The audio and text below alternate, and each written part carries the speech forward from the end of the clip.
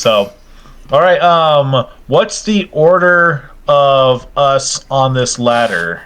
Is it Steve on the bottom, or I guess what's the order there, DM? Okay, so we have Cricket, who's already at the bottom, already gone doing stuff. And then we have at the very top Reavereaper of the whole shenanigan list of things. We have Widdles, who was hit by 2 bodies. Raise your hands if you're one of the bodies. Ow! Okay. Ow!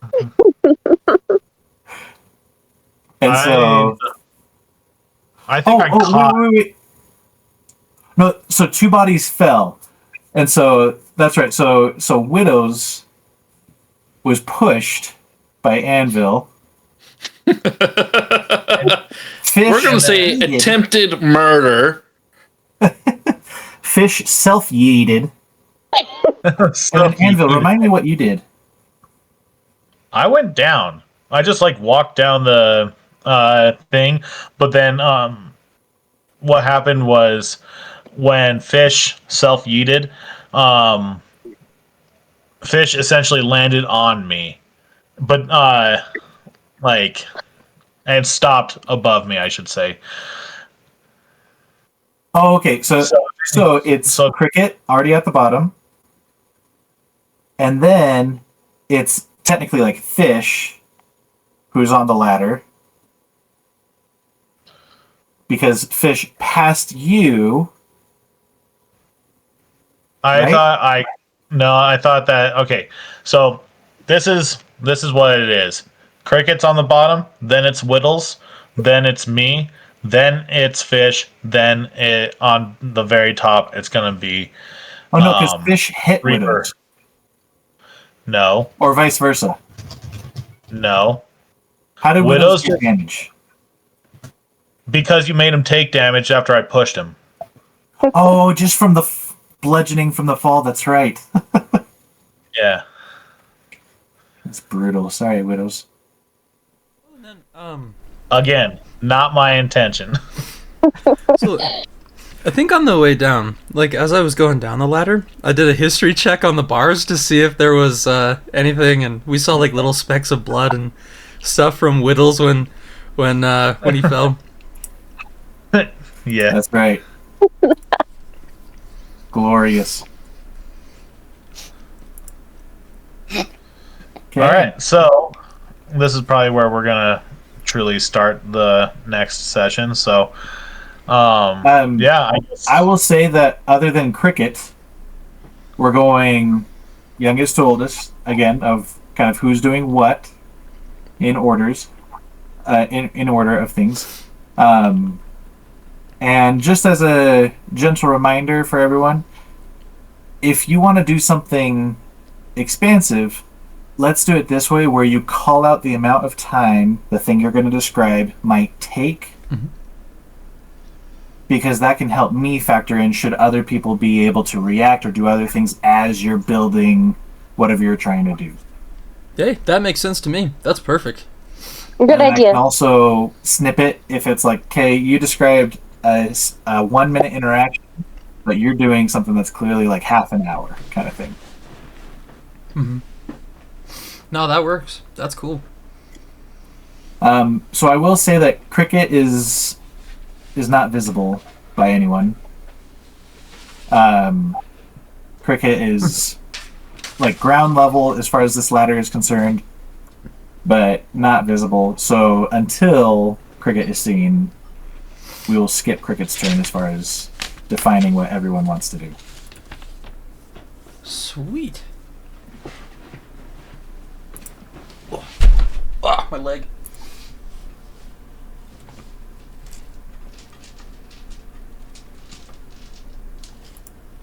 Okay, so I need a little bit of clarification. So, okay. It's Cricket at the bottom, then it's Widdles, or is it me? No, it's Widdles. So Cricket's very bottom. Widdles, me, so Anvil. Then it's you. Then it's Reaver. Okay. So I got that order Okay, rad. on the shared screen. Okay. So we're doing youngest to oldest, right? Yep. Correct. Okay, rad. So, I guess what I'll do. So, when I sent Josh my like backstory thing, I don't know if he read this part or not, but my fish, he carries a staff around, right? It's a really short staff. It's more like a small stick. It's more like a fairy princess wand that you would give like a little girl, but it's just a stick, and it has a roll of the equivalent of duct tape, just stuck on the top. So, if it's possible, what I would personally like to do is I want to get to the bottom. So, do you think I could stick my duct tape, like wrap it around kind of one of the rungs, and just kind of rock climb my way down a ladder, like just moving out of the way of people? Yeah. Repel with my duct tape. How much duct tape do you have? I have a couple of rolls on me, but my roll of duct tape is fresh. Like, it's a brand new roll of duct tape. How much do you weigh? What a question! Oh, I think I weigh like 60 pounds. Like, I'm quite small. I'm like the Wait, size of a aren't you- small child. are you a halfling or a dwarf? A dwarf. Oh, dwarves are stocky. Like you're at least 200 pounds, even at 3 foot something. Okay, that might be an exaggeration, Well, but you are So dense. this is going to be I'm not trying to ruin the moment. I'm just saying you're dense.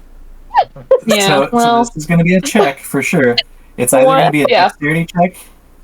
It's either going to be a dexterity check or like for like acrobatics, or sorry, that's a strength for acrobatics, or it's going to be dexterity for like how you're bobbing and weaving. What would you argue of what modifier you want to use? Which one do you have the highest? let me actually see.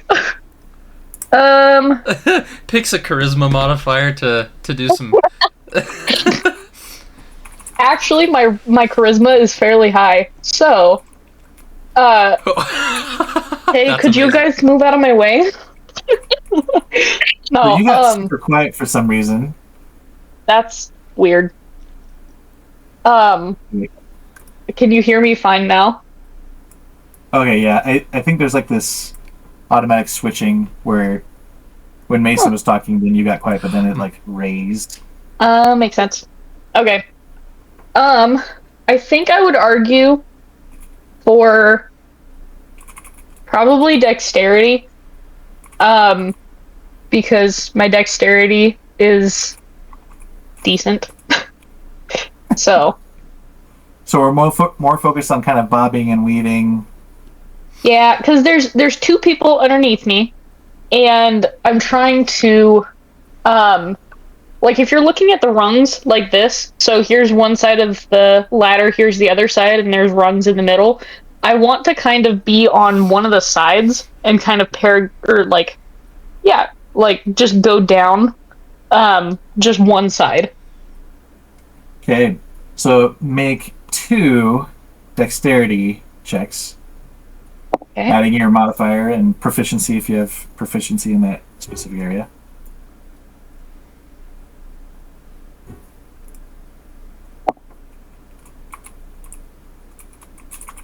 Okay.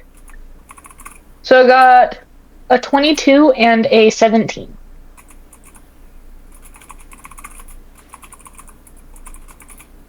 So a 22 and a 17. Mhm. Okay, just putting that in the chat so it's recorded. Okay. All right.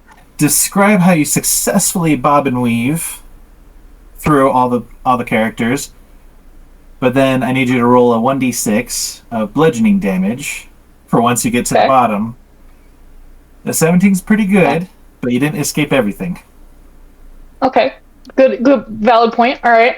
So, basically, I just kind of wrap a little bit of my duct tape around like kind of the side of the ladder, and as I'm going down, you just hear a comically loud like duct tape rip, you know? And I'm just kind of going down, but kind of stepping on people's hands, but not enough to hurt them, you know. Just sorry, pardon me, pardon, just getting my way down. Pardon me. How fast are you going? Oh goodness! Huh? How fast are you going? I'm going slow enough to like okay, maybe like a foot a minute. Like I'm going fairly slow, just so that way I don't drop any of my trinkets and or lose my footing. Okay. So, yeah.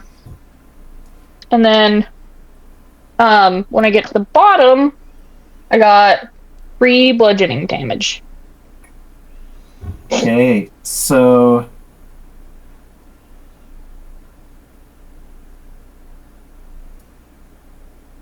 fish. And what's your race again? Dwarf, right? Yep.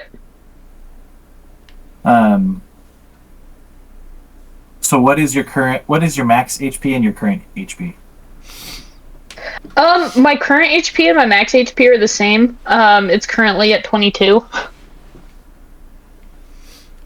Okay, and then after the bludgeoning damage, so -3, you should be at 19? Mhm. Okay. And what's your AC? My AC is 9. Oh yeah. And what was your class one more time? So I have a wizard. binder that. Ooh, fancy. It's dry erase. Ooh. Okay. All right. Next, we are up to Reavereaper. What are you going to be doing as you go down the ladder? I go down the ladder, and I kind of, going off of my last history check, I just kind of scan the bars a little bit and try to make out how many rungs Widdles hit on the way down, and take count and all that good stuff, and I just go down, man. I don't say too much.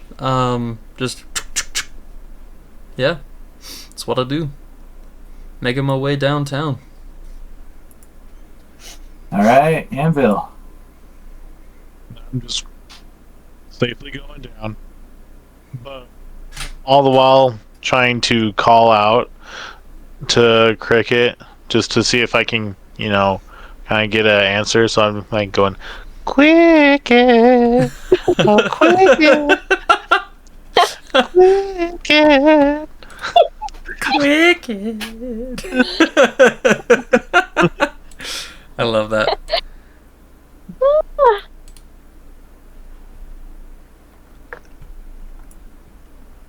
Okay.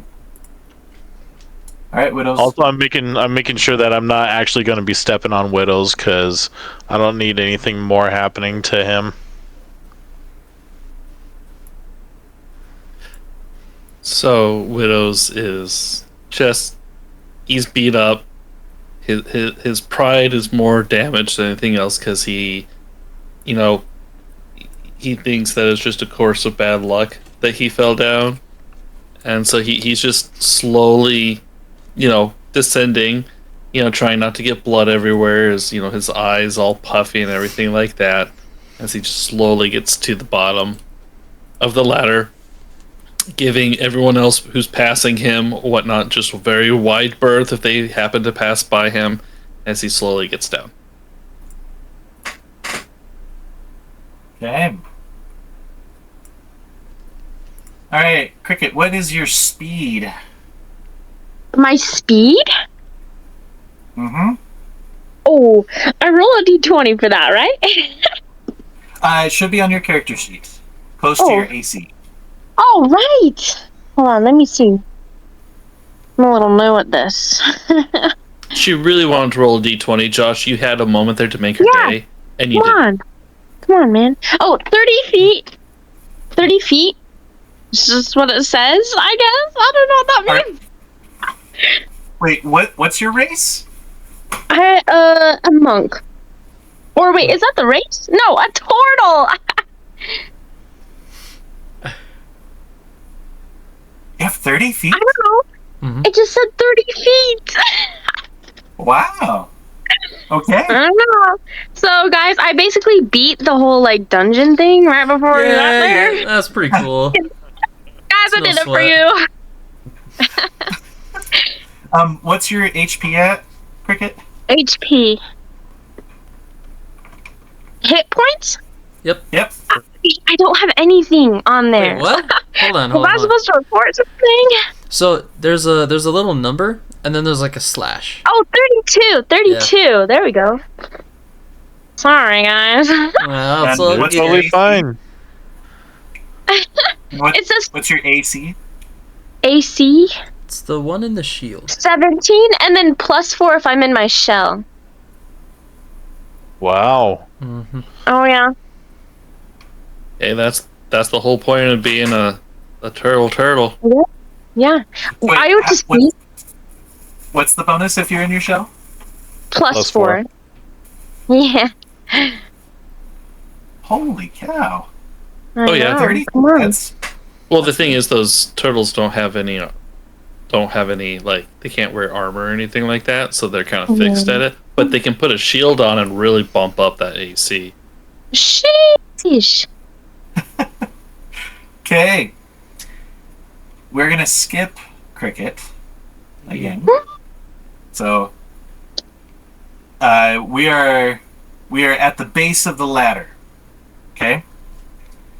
So what you see before you is almost some kind of reception area, but from an old time, from an ancient time. And this in particular, there's like stone benches, most of them actually in pretty good shape. However, there's lots of who knows what stains on these benches. Some are the dark brown, almost blackish that you would expect in splattered patterns. So from blood, the way that it fell seems to be more from, more of a dripping kind of action rather than, an active splurting of a slash from a dagger or, someone getting blasted in a particular way. And so almost like a resting area, as it were. And around here as well, you'll see, different scraps of, broken pieces of metal. You assume that some of them that are more shell-like are, from old pieces of armor. There's bits of, shards of wood here, there, as well as, bits of metal as well that could be part of weapons of some kind or some sort. Like clearly this is a trafficked area, but not necessarily one where, there's a high upkeep on it. There's not necessarily anyone, it seems, in charge of this area any longer. If they were, they are long gone.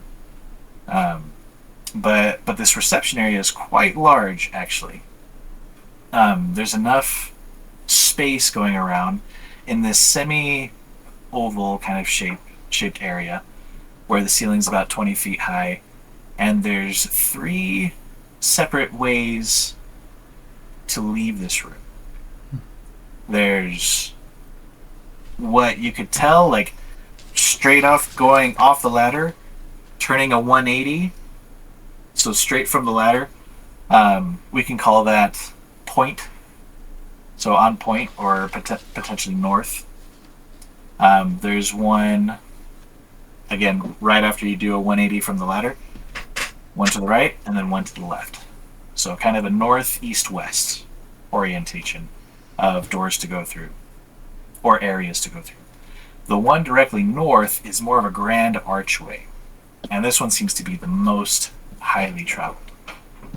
There's one area off to the side with scratches around the doorknob, and even burn marks and like some other things that might have decayed on top of it from times past. And that one is our westward door. And the one to the Point me east, northward. point him northward. Point me northward. And so the one to the east seems to have a door that's already open. However, the area is darkened. There's no lighting at all. Also, who has dark vision around here? I do.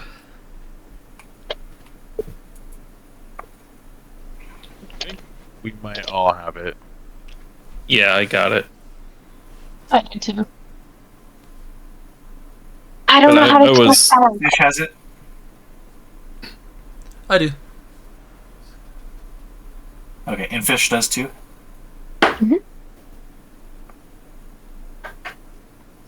And Cricket, can you find dark vision on there? Let's just pretend I don't have it. We're gonna default to suck. The turtles. I'll get better Yep, at this. you I should. promise. Turtles have dark vision. Yay! I'll write that down. Okay. All right. So for you guys,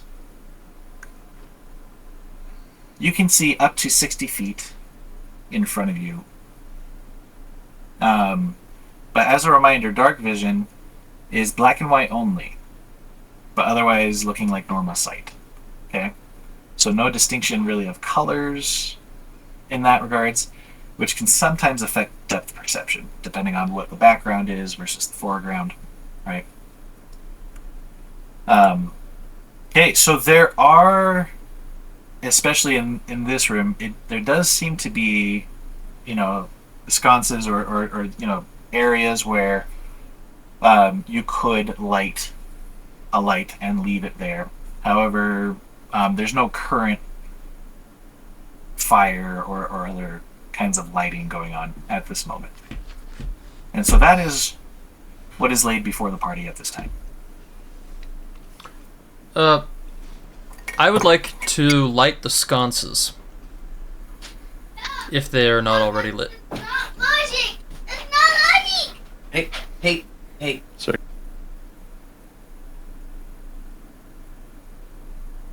Okay. So you light the sconces. Mhm.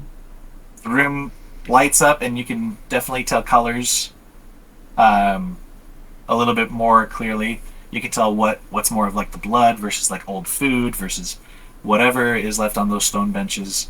But no further details are immediately apparent Okay.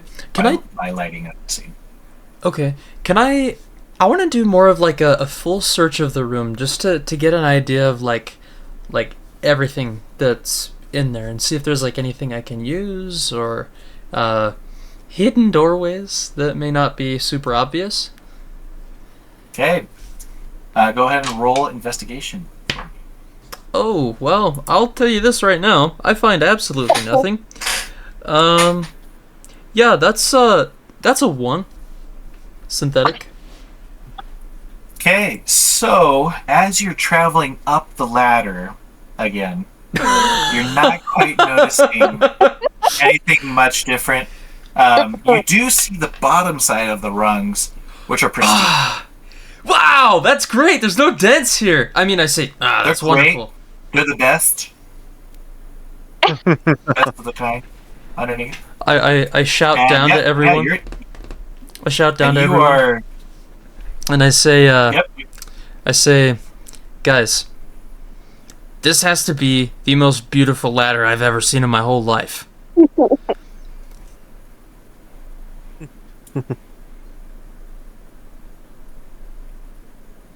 You say that one more time? Guys, this is the most beautiful ladder I've seen in my whole life, okay? This is great.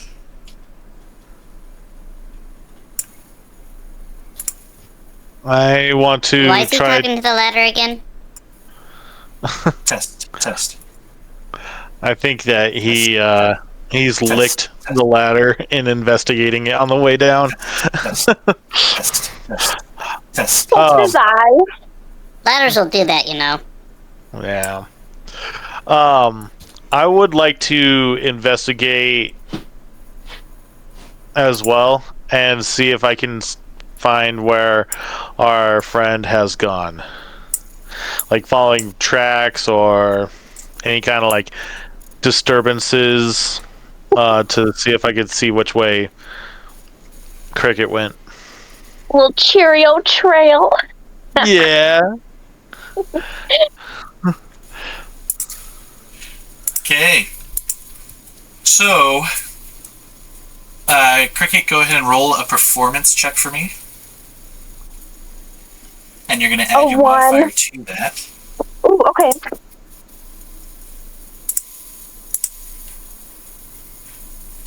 Got a 5. Okay. This is pretty bad.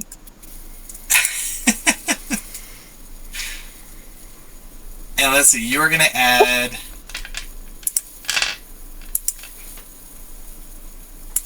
What's with performance? Remind me, guys. Charisma. Okay. Yeah, so add your charisma modifier to that. Oh no! A 3. So 5 plus 3 is 8. No, it's -2. Oh, So I have a 3. okay.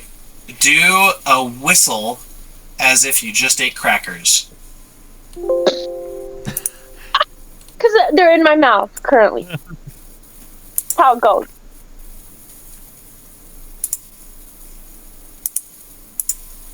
So let's see. Give us your best whistle. That was it. Ooh. I tried already. You missed it. Oh. Questions? Okay.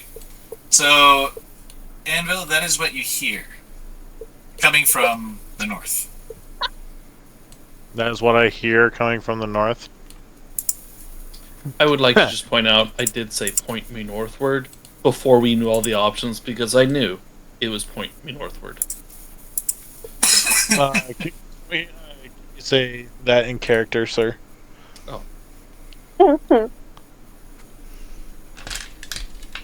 I do believe I said point me northward. Because I knew, indeed, it was northward. I heard the whistle of the man who craves peaches. Perhaps we shall go forth hither and get it. And maybe there shan't be any more problems.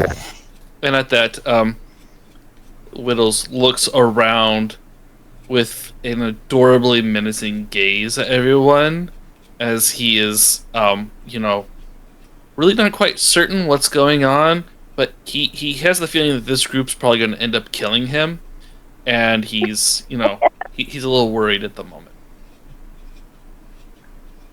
Well, lead the way. Gladly I shall lead this way as I go northward. And with that, you kind of see him do kind of like the little foot march of like just straight feet, like up and down, as he's kind of walking northward. At this point, though, as he's heading northward, hopefully, our good friend Reavereaper stops looking the ladder and notices that we're starting to head off in a direction. We are my little familiar who's invisible. In essence, the familiars can be invisible until deemed otherwise, is scouting ahead for the party. I've also cast Detect Magic to try to see if there's anything worthwhile around me and nearby as we're kind of heading northward. But yes, even though he's kind of charging ahead, he's doing it in a very cautious manner.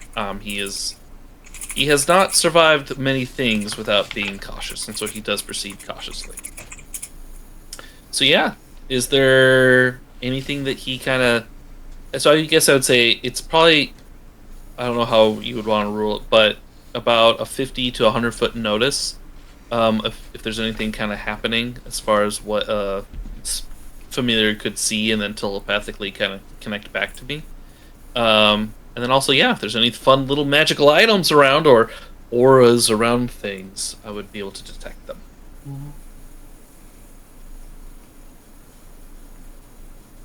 Okay. So you're definitely noticing like so describe again what exact kind of like auras or like things that you're able to So when it comes to detect magic, I don't know how you want to roll it, but I would be able to sense the presence of any items. I think though the spell. Let me just double check. I don't think it's like. I think there's like limitation when it comes to. Oh, yeah, there you go. So it's 30 feet around me, and it does penetrate most barriers, but it's blocked by like 1 foot of stone, or 1 inch of common metal, or 3 feet of wood or dirt. So it has some penetration, but you know if the walls are thick, then I wouldn't be able to see it necessarily. Or I wouldn't be able to sense the presence kind of thing. So then I can see a faint aura around any creature or object that bears magic. So yeah, so it would just be a faint aura that I would be able to see. And if there's an associated school of magic, then I would be able to kind of see that as well too. I guess if it's like a staff of the necromancer, I'd probably be able to see that there's like I would see the aura of necromancy around it. If it was a wizard, I'd probably be able to see like an aura of the preferred spelled class. You don't necessarily have to tell me the colors because I don't know what the colors would look like, but yeah, that's kind of how it would go. So within 30 feet though, it would be kind of like the thing. Ish, Widdles is talking to himself again.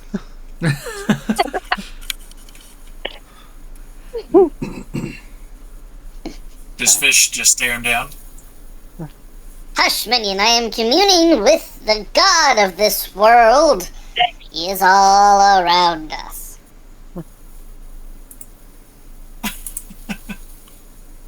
Okay. Do you not see the eyes? Do you not see the eyes upon your very souls? They gaze at us from a distance. Okay, so you're not detecting anything until you get a little bit closer to Cricket and his seeming new friend here. And more so, this magic is definitely coming of like cleric origin. As you notice the second turtle shell standing in front of you, talking to your comrades, turtle shell. Would he also be able to find out that there's been my unseen servant floating around? What's that? Would he be able to see that my unseen servant has been floating around and has... I mean, he won't know that that's been the cause of him tripping and, you know, all that stuff, but... Actually, that's a really good thought. I think... So, he's not... Widdles isn't stupid. So I think he'd be able to make a logical guess. Huh? Hello? Yeah, I can hear you. I can hear you. Not anymore. Are you still talking, Josh?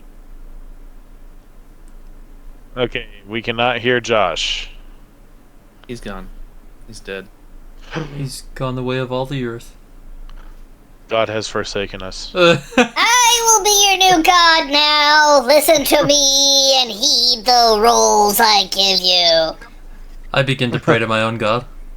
I need a DC check right now from Reavereaper. And the Okay, unseen servant just magically disappears. 20. That's a 20. You pass. Congratulations. Thanks. The unseen servant, though, gives you a wedgie. Haha! Ah! Are you assuming command again, Joshua? As the Okay, can you guys hear me? Now Yeah. we can. yes, now we can. For some reason, you guys might are radio silent. Oh yeah. So I Can you hear think that? I wonder if maybe one of your audio devices switched. Oh, he probably can't hear me. The reign of Widdles continues. I declare that I get the Holy Avenger, because I'm Paladin now, too. Ha-ha! This time with even more fervor, I pray unto my own god. Myself! Oh, mighty me, I thank thee for this Holy Avenger. And you just see him kind of like swaying, swinging the sword around, hitting like walls and things. It's just a fever-induced fungal absorption because he stepped into some like fungus puddle earlier, kind of thing. He's just having fun. Just let him do his little thing. Alright, go ahead, Josh. Can you hear us? Okay, I can hear you now. Sorry, I'm trying to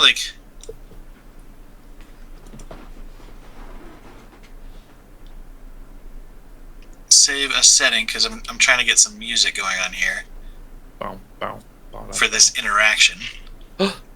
He has an interaction.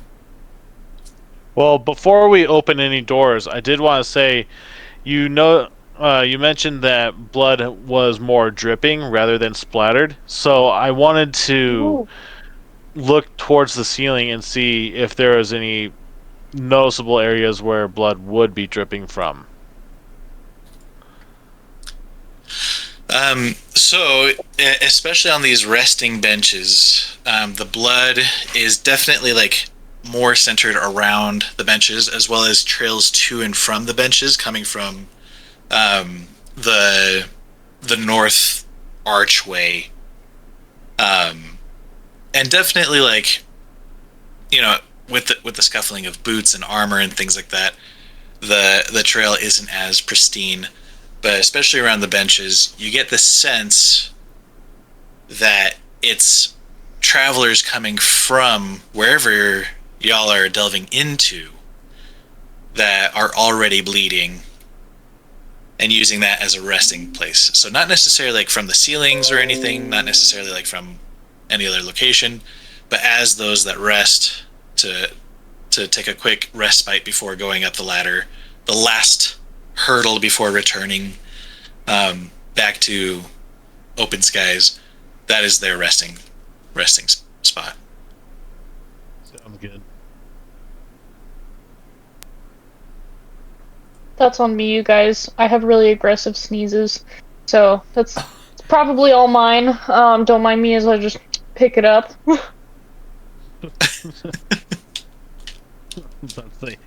Nothing but nosebleeds. Nothing like them. Are we at altitude?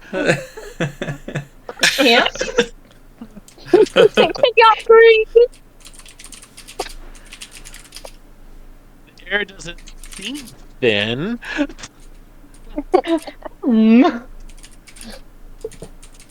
Alright, so I forgot. Steve, are you able to see my unseen spirit or my unseen servant? I think the way I would rule it, or I would interpret it, is I know it's there, and given how it's kind of been a little at first I'm probably trying to figure out what it is, but given how it's been a little bit harmless and things, I probably have a sneaking suspicion, because again, I'm not stupid, and I'm actually pretty savvy. I probably think that you might have conjured him, the unseen servant, and that he might be, you know, he might be like a friendly kind of creature. But I think what that also means, though, is now I'm more wary, and so if you were to do any jokes or pranks with him now, where he's touching me, that I would likely be able to figure out it was you that's been...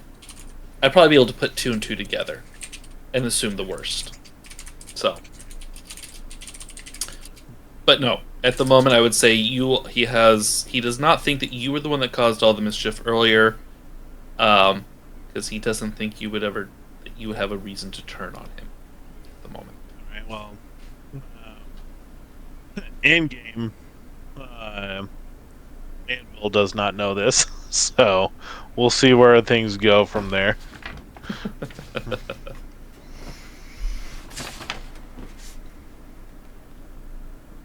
Okay.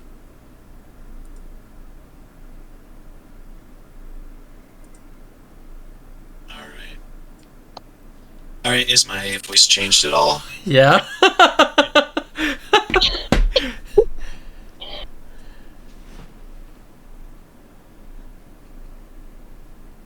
Alright.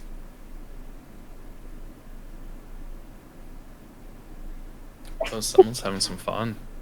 Okay, Yeah, okay. so here we are. Is my voice changed again? Yeah. Just checking. Cool. The party notices this new portal speaking to Cricket right now in very, very hushed, turtley-like tones, with snaps here and love crackles here, and kind of an interesting motion to his shaw that seems to augment the entire effect of communication between himself and Cricket. Cricket seems to understand exactly what's being said and how it's being said in this interesting portal dialect, and there's definitely a sense of camaraderie that you guys get as you approach closer. Cricket, in your way of speaking, describe what your party is trying to do and why they are down here at this time.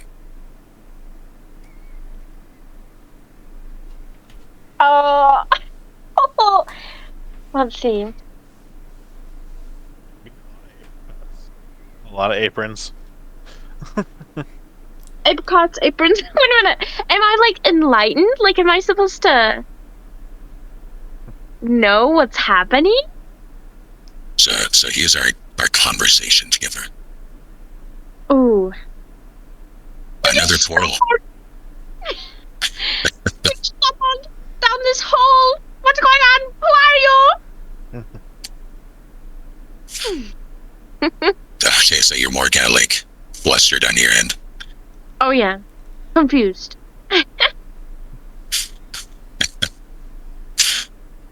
Okay, so this calm, compassionate, and deeply committed to resolving conflict type portal introduces himself to you as Elder Vero's Shell Sage, who has spent most of his portal years as a wandering healer and mediator. He's describing some of his adventures, actually encountering 3 different parties along his way through these dungeons of the Undermountain. And he calmly tries to ask you if you need help.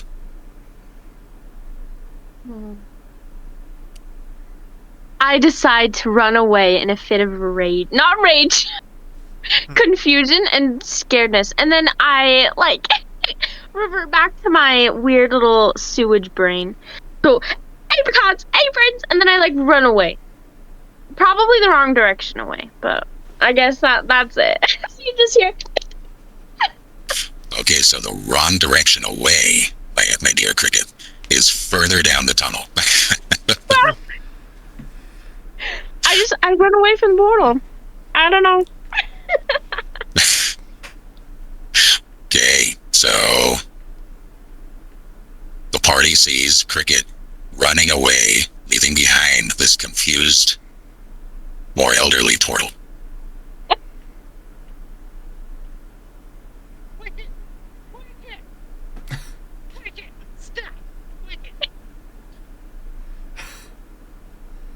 I'm calmed down. And then I run back. Or no, I roll back. I scuttle back. And I'm like, okay, I'm coming to my senses again. So then I run back, but then I go to the behind like Anvil and the party or whatever, so that I don't have to confront anyone. Taking the anxiety approach. I hug. I hug Cricket, trying to help out. Oh. Oh.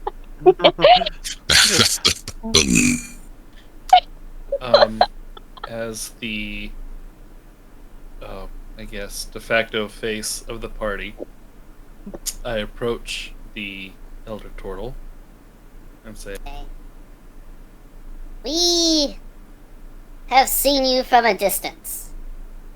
And really quick, could you do... My little sprite familiar is going to do a little touch on the turtle to see if they are evil. I don't care if they're really neutral or... I mean, I guess you could tell me, but... And it's a DC saving throw of...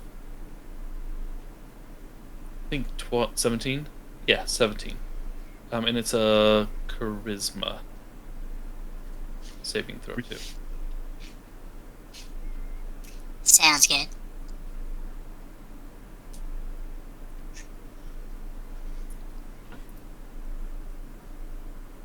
Oh wait, I didn't hear right. Was it a turtle or a portal? Like talking to you? It was another portal.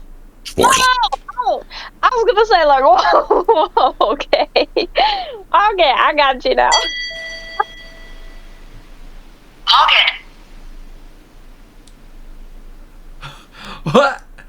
Say that again! Someone found a sound maker. The train is now leaving the station. Wait. Thank you everyone for participating in today's game. I look around, and I slowly get off the ladder, and I say, this is strange. And I shout from the ladder to my friends, and I say, there's a strange woman speaking to us from these tunnels. Numa, yay. Numa, yay. Now she just sounds like my wife. Dazed and confused as you gaze upon your companions. What is their response? Wait, so, really quick, do I know if he's evil or not? Oh, my apologies. We kind of went on a whole ADHD tangent there. Focus, Ian, focus. Yeah. So, Take your pills.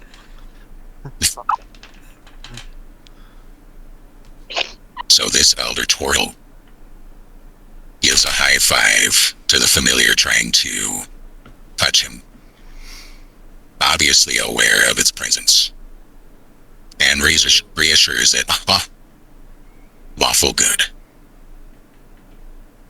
Ooh, I like it.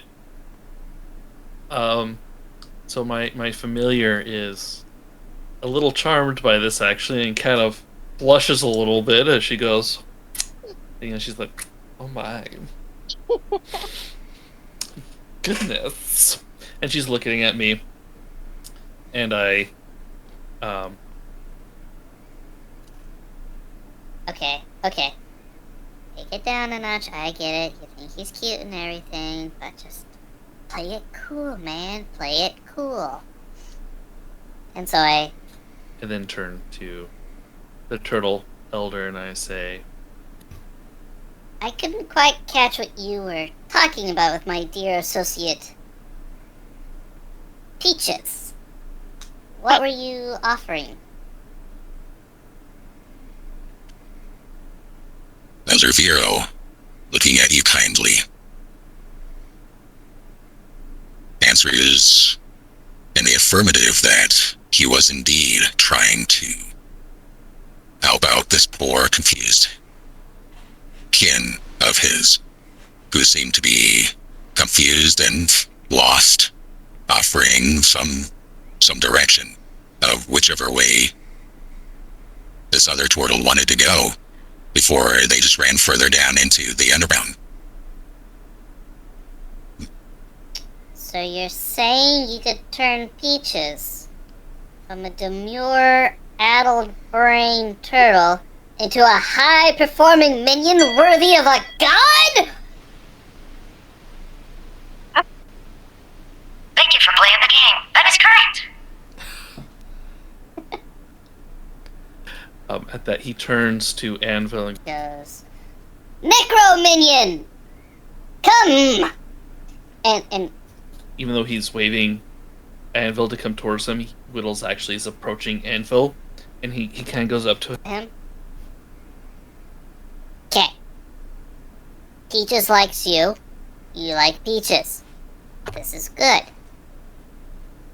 Peaches can be good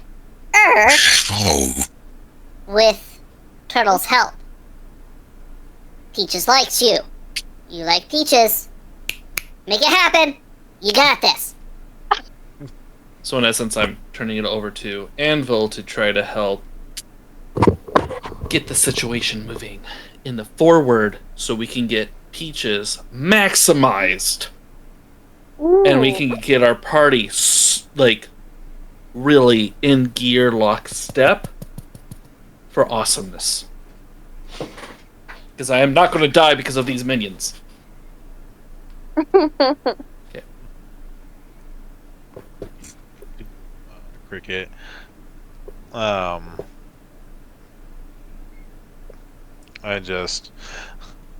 just calmly am trying to kind of hold a hand and do a little pet on the hand kind of thing, but not not pulling, but just kind of giving some physical some body language that we should go or he should follow me, because Cricket is a boy. Is that correct? It is. That's kind of weird. I don't know. No, that's fine. I just had to make sure. We don't have a single female on this trip. That's cool. So, it's a sausage party. Yeah. So looking at Cricket, I say, Let's go over and just see what can happen. He's a good man. We go help, okay? I blink a little bit, and then it seems like my intelligence has come back a tiny bit, or whatever. The brain worm slithered to another portion of my brain, so now I can think. And then I scuttle toward the little elder turtle person, and I just go Peaches, and then do you think he can sense that there's something wrong? Do you think he can help me, heal me from the brain warp? Maybe that wasn't a good character arc. no. Makes sense. So, this elder turtle, looking over at you, nods, understanding perfectly what you're meaning.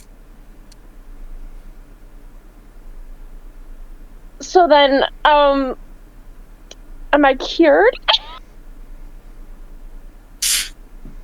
So I say, what do we need to help our friend here? We understand apricots may or may not be part of the solution, but what do you got? The narrator comes into play. No, I was kidding. So this elderly turtle, Elder Vero, looks over at Anvil. Surely you know, he describes how magic always comes back on itself. And so there's a price to pay every time magic is performed. As a necromancer, you would know this the most. He sagely says towards you, if I try to eradicate in totality what has been happening here, I fear it won't have the same kinds of effects. However, I can make it where this burden of communication is shared between you all.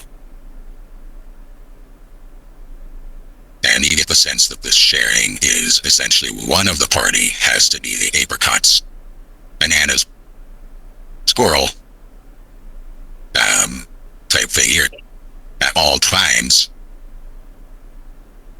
But it doesn't have to necessarily be the same person. So we can hot potato the apricots and aprons. Yes. Guys, I should have created that crutch, man. No, let's run with it. So, All right. still holding on to Cricket's hand and say, "What do you think?" I look up with like tears in my eyes. There's like an eye booger in the corner. I'm just like, peaches or like apricots or something. And then, oh, can I get healed? Should I roll?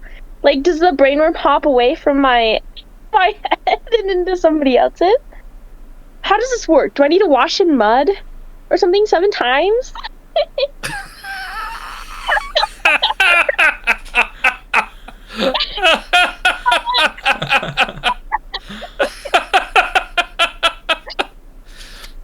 For those folks listening at home, that was a Bible reference. What would Jesus do? Come on. Jesus. We're in the wrong mythology here. That this is D&D, Yeah, not yeah. current modern. Let's circle back here. What would Tiamat do? No, don't do that one. No, we do not do what Tiamat would do. What would Widdles do? Yeah, what would widows do? Well, in this case, widows would gladly sacrifice someone else to take on that burden, and he thinks that it would be well worthwhile. As a matter of fact, you know what? It's canon now. I do believe that this is a burden that I would gladly have one of you bear. Make it so, Elder Tortu. Make it so. And may your wisdom always persist among persisting. I chime in and I say, now wait a minute. I don't know how this all works. So, I think it would be best if our fearless leader showed some fearlessness and took it upon himself first. Yes, that would be wise. But a good leader knows when a burden's too much for him to bear. And so he knows his own limitations. Anvil, my necro minion, you have the fortitude to bear this burden, and therefore go forth and bear it. Wait.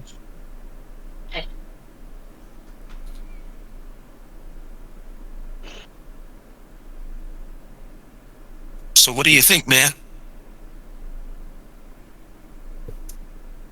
Are you gonna go first, What I hear. Anvil?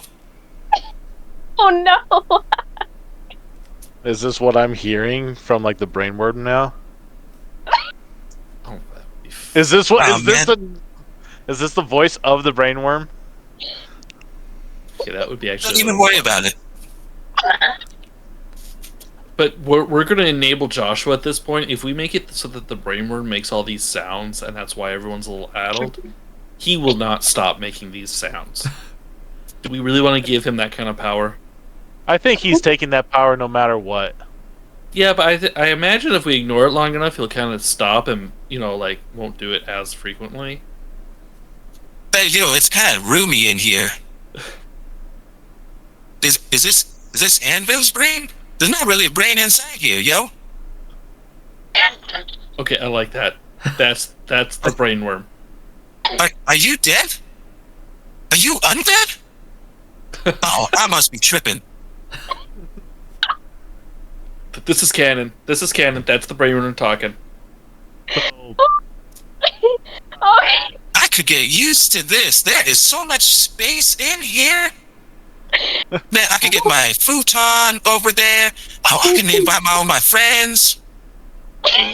Oh, girl. You don't even know.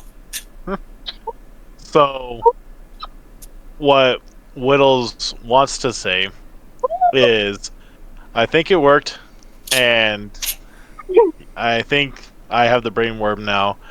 What? How do you feel, Cricket? But all you hear is apricots, apoins, apricots. Oh no. Okay, now I need to come up with something else. Oh. I like sit up in my seat, and then not the seat. Please think quickly. I say, "Thank you, Anvil. I'm much better now."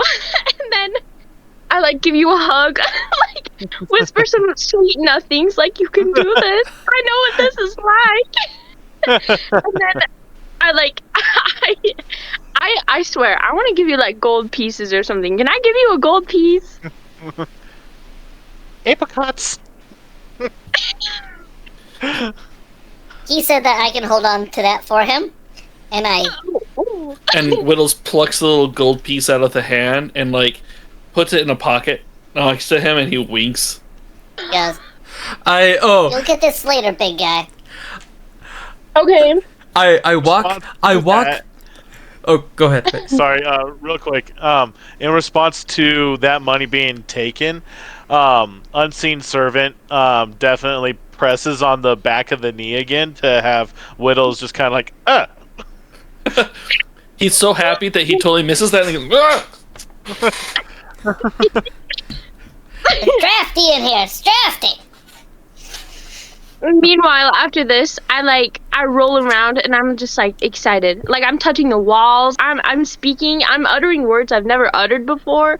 I'm like a person on an Ozempic commercial. I feel like the sun's just kissed me in the face, and I'm just super happy. Like the spray room's gone. It's good. Elder Okay, Bureau Pete. is. So, Mason, what were you saying? Oh, Oh, sorry, real quick. Elder Vero saying this is obviously deeply satisfied with yet again being able to help another group of travelers. And he hands a flake of his own shell with some twine of crickets on tunic. And you see this magic being imbued. And at the same time, Anvil's forehead starts to glow a little bit. Hey, yo, this is trippy, man. I don't know what's happening, but now all of a sudden, I know that necklace must be very important to me. You don't lose that one bit, and if you do, oh, we're gonna have words. We're gonna have phrases.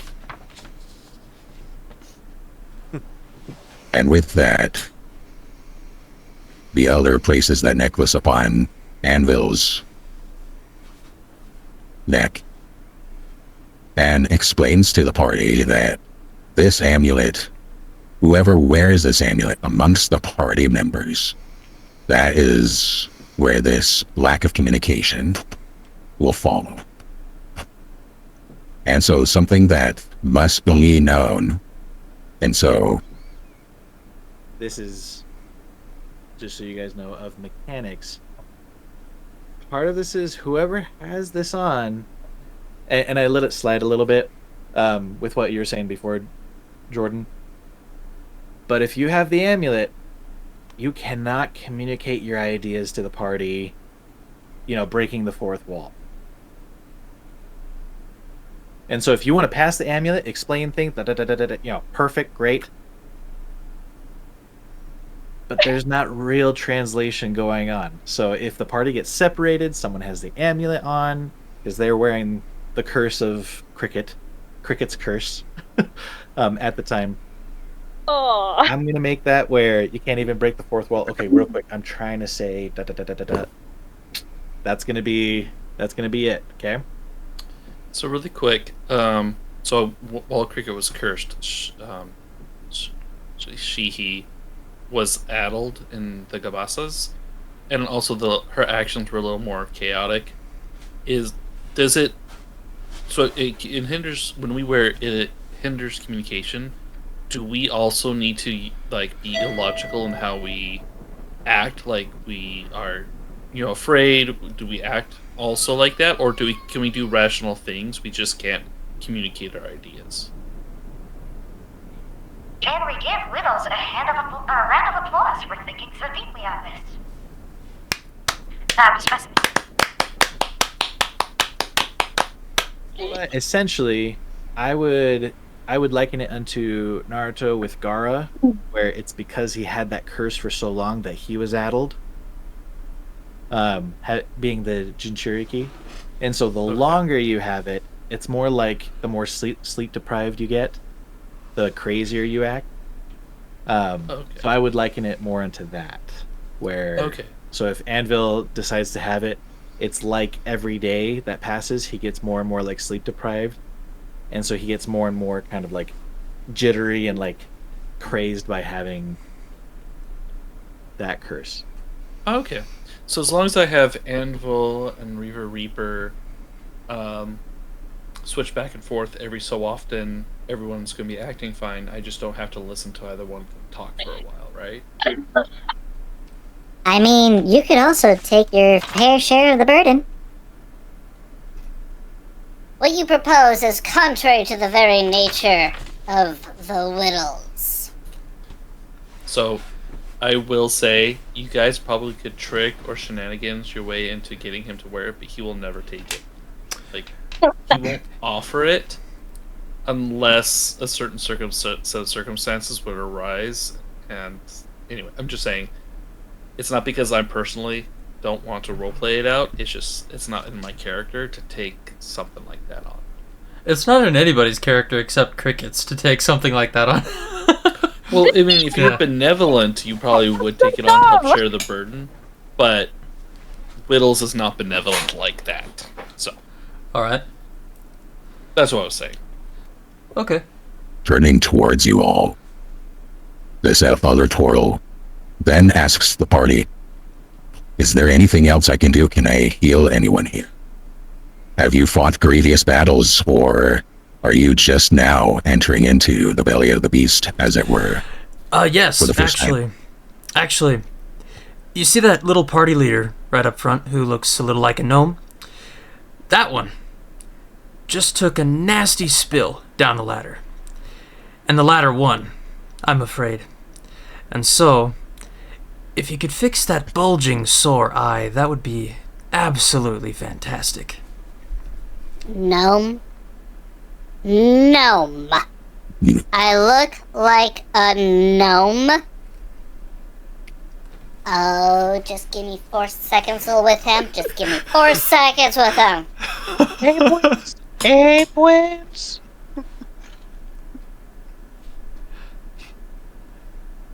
But I'll still take the healing though. You can heal. This kind of All right. really hurts actually. Please, just a little. Okay, everyone here. A healing word, if you will. Bless you.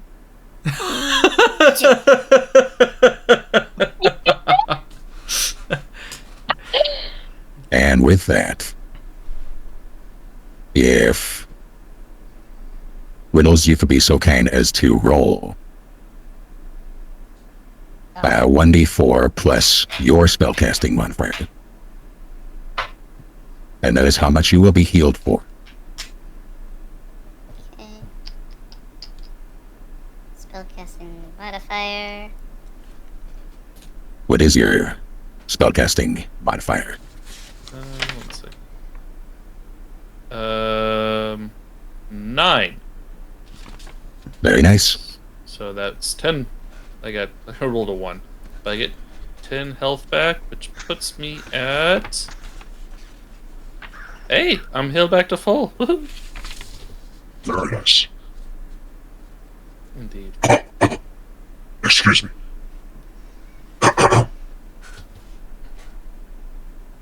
Is this better? Bad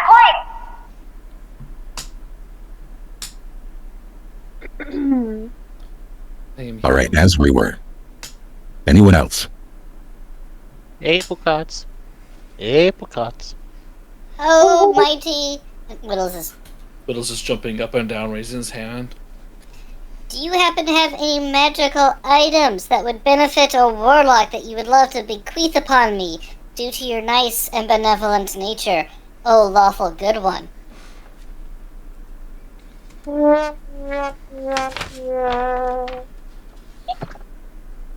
This cleric does not seem to be carrying anything of worth to you all. Just what is on his back and the spells that he has mastered over the years. Some salves, some potions of healing for more emergency situations when his magic isn't at hand. Yeah, I was kind of hoping for,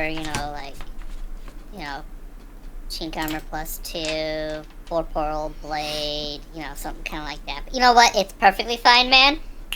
Appreciate the healing. I am very grateful for that. I appreciate also the fact that we can now talk to Cricket. That's right. It's not Peaches, it's Cricket. I'm glad we can talk to Cricket Peaches. Anvil's talking gobbledygook. We'll make sure we swap that around a little bit. You're awesome. You're amazing.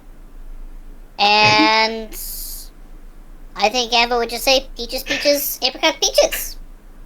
Yeah, we good? We good?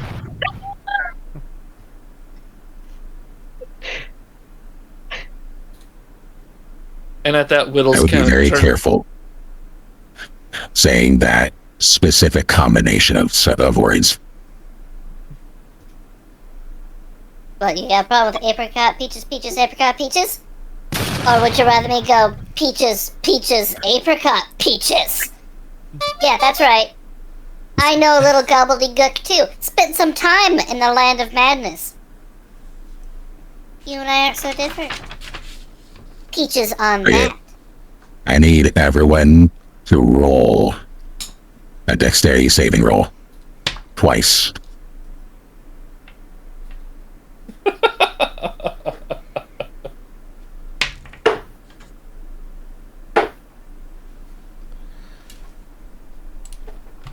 Ten and 19.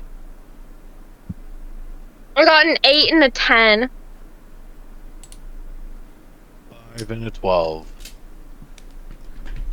I got a 14 and 10. I got a 20 and then a 15.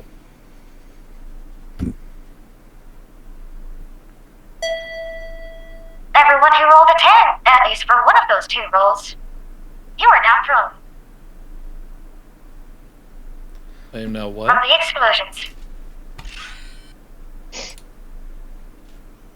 Wait, what was that? No.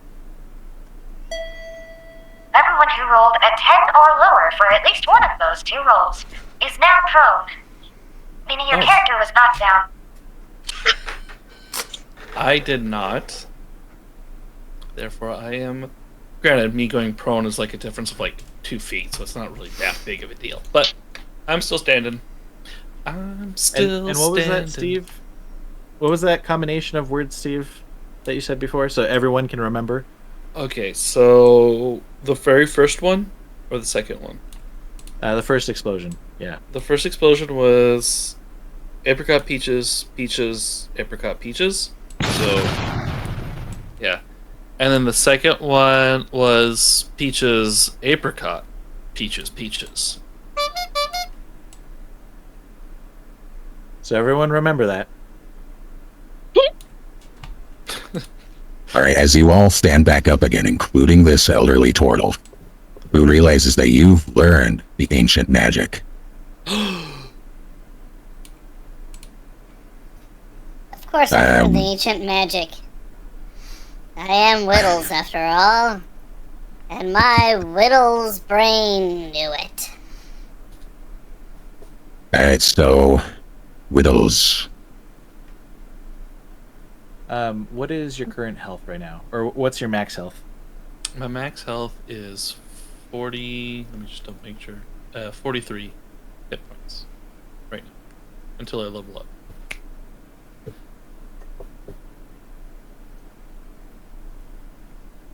And that's your max? Yeah, that's my max. And then what's your current, you said? Back Are you at back full up? health. Yeah, I'm back at full health. And what's your AC? My AC is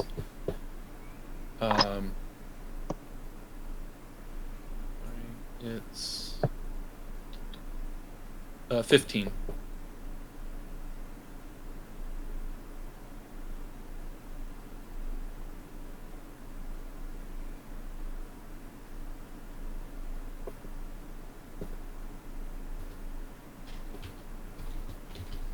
The elderly turtle looks at you all and that says, "May I provide a word of advice before going down into the undermountain?" Okay, twins.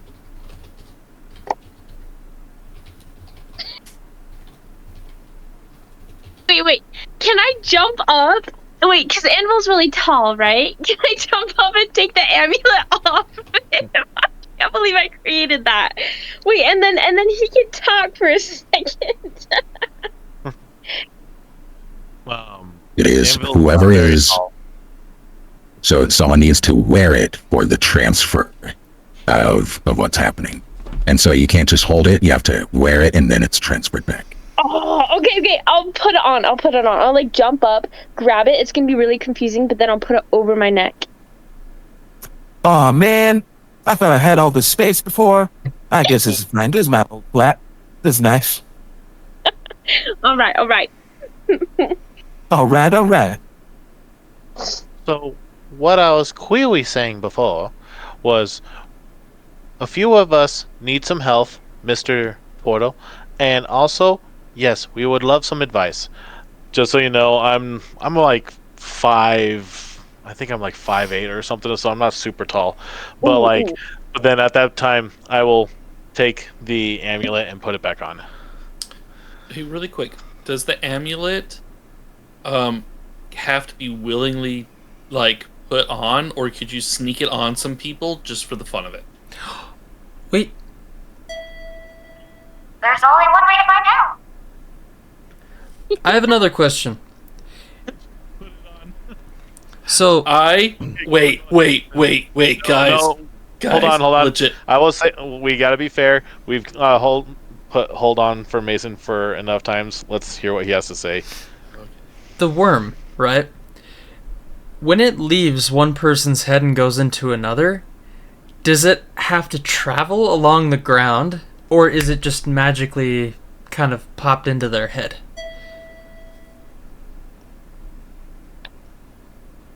Magic is magic. Shoot. Please I think enter that's another quarter for your next question.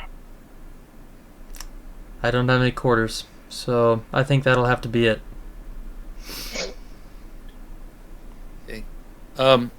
Is there a creature like a mouse or something nearby?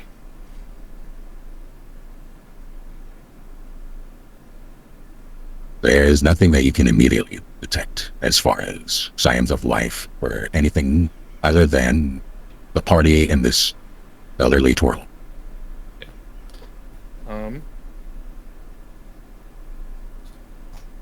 Mr. Cleric Turtle Sir Man, I do have one question for you, or rather a favor to ask of you, and this is only for in the name of magic and research. And with that, I go over and I ask for the amulet to be put in my hand. I said it. Grab it. Peaches, apricot, peaches, turtle. No. Peaches. And I extend it to the turtle, making a motion of him putting it on his head. so he can wear it.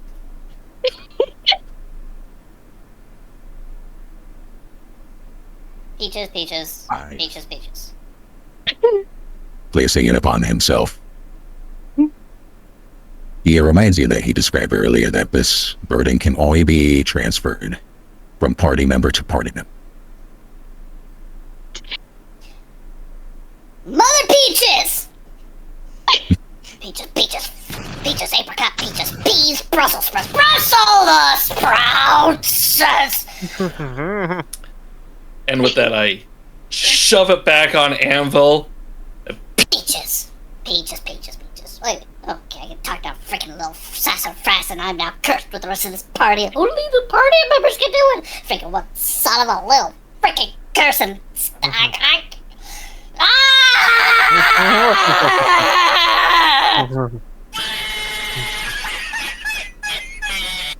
Actually, that's just about a really good cry that he does as he's realizing that he's managed to get him eternally bound and cursed with Peaches. And he's a little upset right now. Steven, I need you to say, "That's it," in your voice. That's it. Oh, it wasn't on. It wasn't on. Wait. Oh, my character's voice. Oh. Yeah. That's it!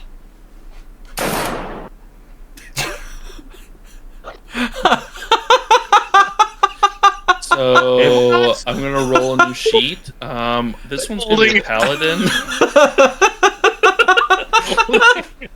A little, like a little Widdles, just like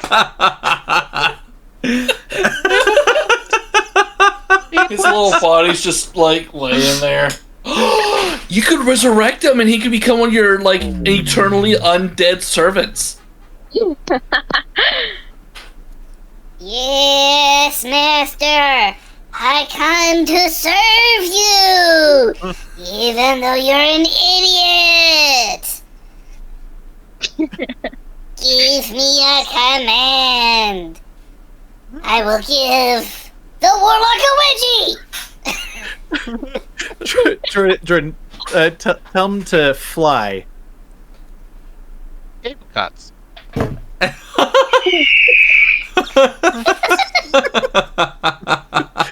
You then just get like a right at the end because he doesn't go very far. He just hits the rock really hard,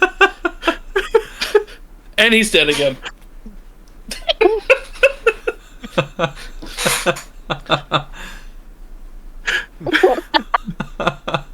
I'm not sure if this is very PG right now. I think we probably should advertise this as PG-13. That's fine. We're dealing with double suicide. It's kind of hard. Okay. So, we've reestablished that only the party members are now eternally bound in this curse. Thank you, Cricket.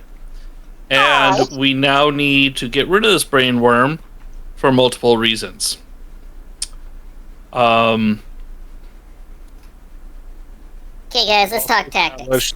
We've also established that there's some of us in the party who still need to heal. Didn't he do a healing wind on all of you, or is it just on me? Just on you so far. I brought it up, but nothing ever happened of it. Oh, I thought it was a mass cure wounds thing that he did. Nope, never mind. Okay, cool. You know, I'm just gonna go over, sit down here, and be grateful that that thing's not around my neck. And that I am not dead, resurrected, and dead again. I don't know where that came from, but that vision came across my head, and I'm glad that's not happening. So, I'm going to let others do their thing for a while. So is the amulet back on Anvil? Yes, I gave it back to Anvil. Okay, so pretty much what's happening inside of Anvil's head is the worm is in there.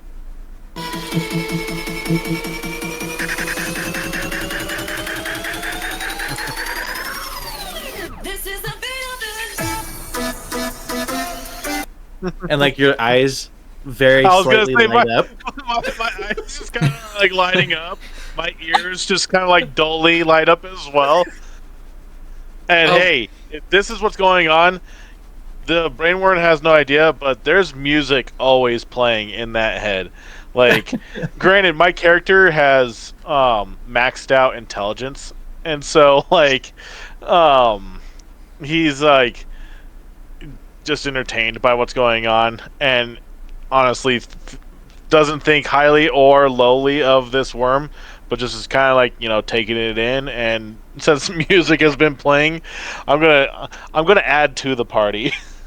Oh my Pretty gosh. sure you're gonna start hearing little brain word start saying like shots, shots, shots, shots.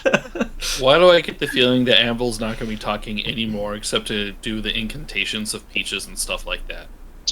He's now just living it up in his little brainworm world. It's a party up in here. Wait. The brainworm shot itself. Hold on, I'm gonna have to do this in the right voice. I think we lost Danielle. Wait, Anvil, dude, Necrominion. What? Can the brainworm talk to you? Yes or no? I didn't check when he was in my mind. I was a little pissed off and focused on things. So in essence, can you actually have a conversation with the brainworm? Or is it just kind of like a voice you hear that you can't really respond to?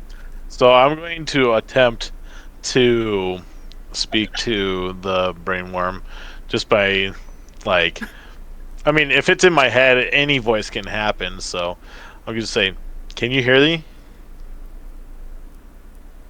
Okay, real quick, where did Danielle go? She's laughing. Is there a little stain on the ground, Danielle? Do you need an adult? Oh my gosh. I was not expecting for this to blow up like that. Just remember, if you pee, it's on YouTube forever. We will not edit it out. Oh, that's funny. All 5 of our I don't know where the viewers will stains on the know. bench came from.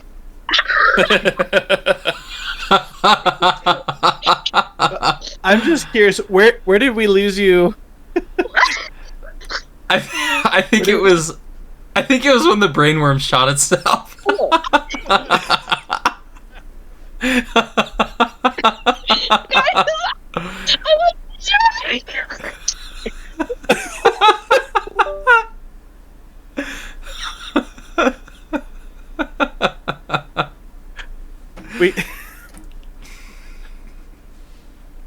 Well, we made one person crack. I need a second. It was too funny. I can't stop.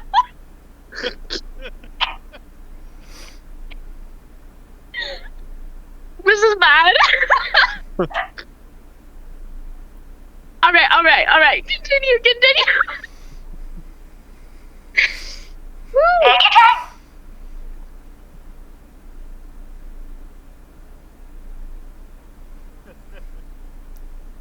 I want to be ridiculous right now.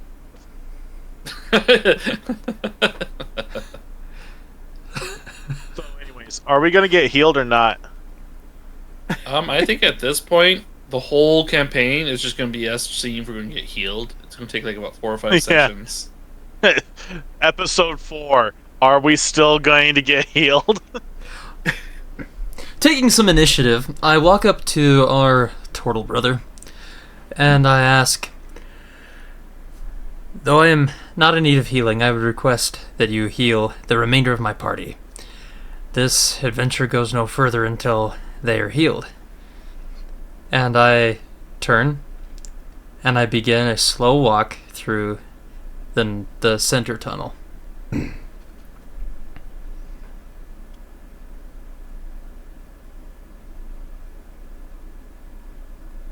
Knowingly nodding his head to you, the turtle casts Mass Healing Word. And everyone can roll a 1d4 plus their spellcasting ability modifier to heal themselves.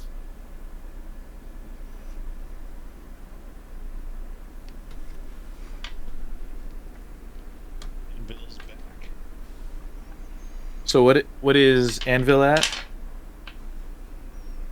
Oh hell! Stay cryptic. No, his current so max HP, which is what he's currently at, is 37. His AC is 12. And what's his racing class? One more time. Race is Shadar Kai. And class is a wizard, specifically of the necromancy. I'm a necromancy savant, if you will. Okay. Hey, wait, what? So if you're of the school of necromancy, what spells are you not able to cast? What was the... Because you get bonus in learning things from necromancy, but you can't cast this from a certain school. Which one was it? When I was reading up on that, there was no... Like, it's not like as soon as I went into one school or another, I was not able to cast things from another school. I did not read that. Because being a necromancy savant gives me bonuses when I do my necromancy spells, but I don't. But I'm still, since I'm a wizard, I'm still able to cast any spell that is available to wizards. Oh, okay, so it's a different mechanic that you're using. You're not doing like the subclass of necromancy. No, I'm not doing anything. I'm not doing anything above and beyond what I was thinking about doing with this character, because it also gives me the ability to still change up my cantrips if I want to, because after a long rest I'm still able to switch up cantrips and I think some of my other spells as well, and so yeah. Oh no, that absolutely makes sense. I was thinking that you were of the school of necromancy, but nope, that's a cool way to play it. Yeah, well, I just I'm as pure necromancer as I could possibly be, without like being like a warlock or somebody who has to get all their powers from a specific deity. So, hopefully that answers questions. But yeah. Oh yeah, no, I was just trying to remember what your limitations were, but nope, you don't have them. That works for me. So eventually, like, if I take a long rest, I can switch over some spells and I can start getting some healing spells if I wanted to. You would. We'll see what happens. We'll see if we survive long enough to actually get to a long rest. Yeah. I worry that we lost D again. That's just a blank screen. She's still going. She's still going. Poor kid. I love it. I love it. I'm gonna have a headache. Oh man. Oh my gosh. That's so good.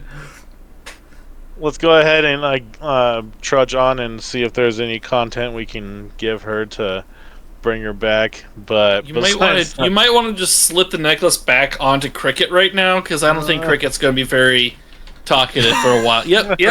Just give Cricket the necklace. It's going to take a little while for Cricket to be able to talk again. Hey, wait, hold on, Josh. Is my sprite, my familiar, are they considered part of the party because they were out when this curse thing happened? So it's going to be between the PCs. Oh shoot! Because I was hoping, because in my mind, if it could, the sprite would wear it. I could communicate with the sprite telepathically, and so I could hear the sprite's thoughts, which means I could also hear the brainworm's thoughts. So all the fun shenanigan benefits without having to say apricots and peaches on a regular basis and creating earthquakes.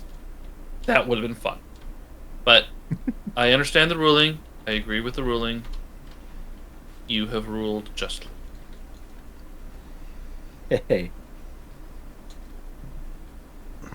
Turning towards the party, the elderly turtle offers you one last piece of advice. To look inward and know thyself well. For soon, in order to reach any treasure, for there is not much and many an adventurer has come wanting what is underneath the Undermountain, and many have come bringing stolen or pilfered loot down to the Undermountain to their own lairs.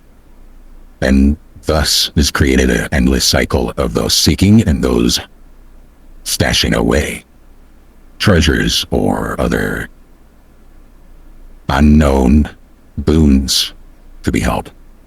However, the route you take will determine the kind of challenges that arise. For some, trust in their brawn, others trust in the might of their sword, others trusting more in the might of their intellect to hide that which they have stolen, that which they have looted. And so, depending on what you may seek, you can find almost anything you want in any direction, but the direction you take will be characterized by those who have hidden such treasures or boons.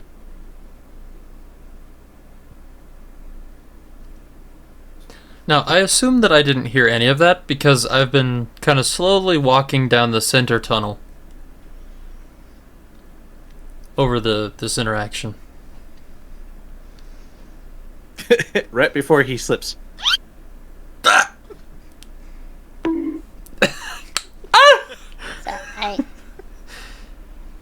Mr. Wise Turtle Dude, Turtle that cursed me, thank you so much for that. I do appreciate that. Really quick, though, how do we tell which route is what? Is there going to be like a big sign that says intellect, brawn, brain, and this whole internal treasure thing? Like, is there a portal to the heart, or is that metaphorical for the internal struggle that we feel as we try to grab onto something, but eventually just goes out of our grasp, and the true treasures are the wisdom that we take within and we make with friends along the way? Is that the route you're going? Because I don't dig that vibe. I kind of like the physical stuff. But what you got? Let's just say it'll be easy to find out. There are so many paths to take, I could not even begin to describe everything. However, if you hear grunts and snarls, if you see mass forms of blood and bones and chewed upon bits, that might be a sign, as opposed to a hazing or a dusting effect. That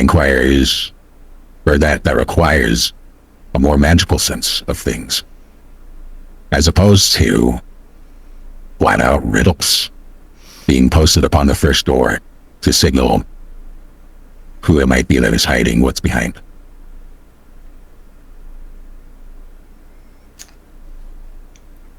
Thank you, Turtle. I appreciate your words of wisdom and your lack of magical treasures. It has truly been a pleasure. I got nothing else. Hey guys, we just lost Reavereaper over here. We probably should follow him. He picked the central one. They're gonna kill me. I'm so dead.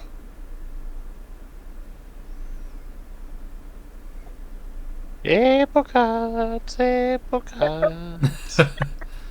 And with that, I guess I kind of start, like, my head is bowed, and I kind of just start slowly walking towards the central thing, just resigned to be forced into the fate that everyone else is kind of doing.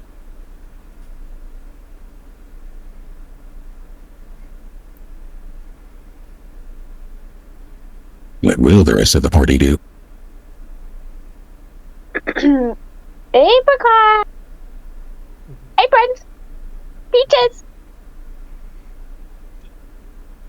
some residual effects going on.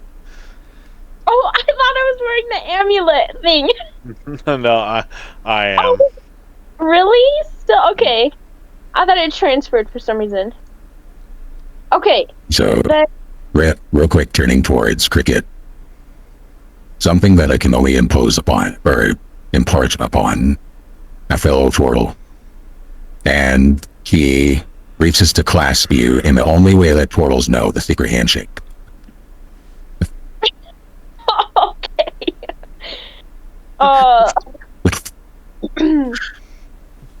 And with that is imparted upon you a strange light that seems to glow around your throat and your ears and starts to enter and be absorbed into yourself, leaving the turtle a little bit more tired looking, a little bit, if turtles could have bags under their eyes, it would describe this turtle right now. May you never need that gift, and may you never find out why I gave it to you. And with that, this elderly turtle continues on to the ladder and up back to Waterdeep. Cricket just got plot armor. Cricket would get plot armor. I don't even know what to do with that. Ooh. You can do whatever you want. You could jump off a cliff and you'll live. She got plot armor in her throat and ears. That's the best place to get plot armor. Alright. Apparently you've got the plot armor. Well, I with that shiny brain thing that I now have, I want to walk in the direction that Reavereaper is going and progress the story. Guys, listen.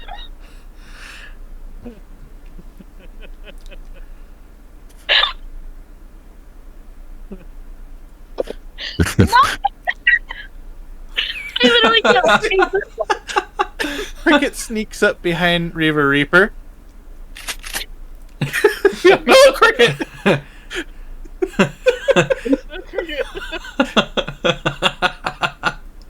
And we lost Cricket again.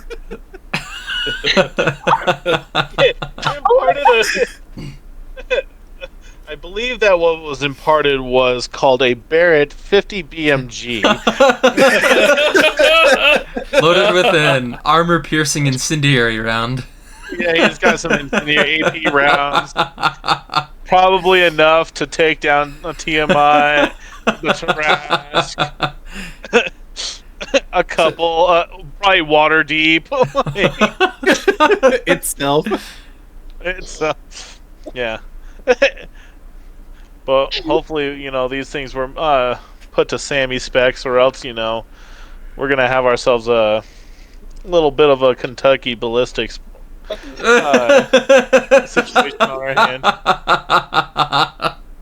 Okay, we don't need those spicy meatballs. Oh my gosh! When can we get dwarves to craft an A10 warthog? I mean, if we're bringing this kind of stuff in, I want to let the A10 just come in. Oh, can you imagine Widdles piloting that? Oh, that would be amazing. That would be great. I would love that. Just from the cockpit, just like an echoed laughter just happening.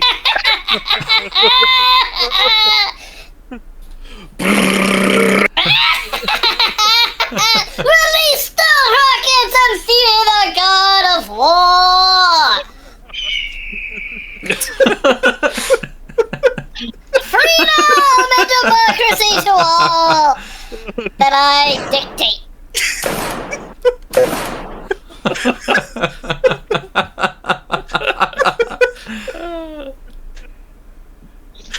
You're like ballistic Santa Claus. Fear not, minions, I am a benevolent ruler, and I will not— You're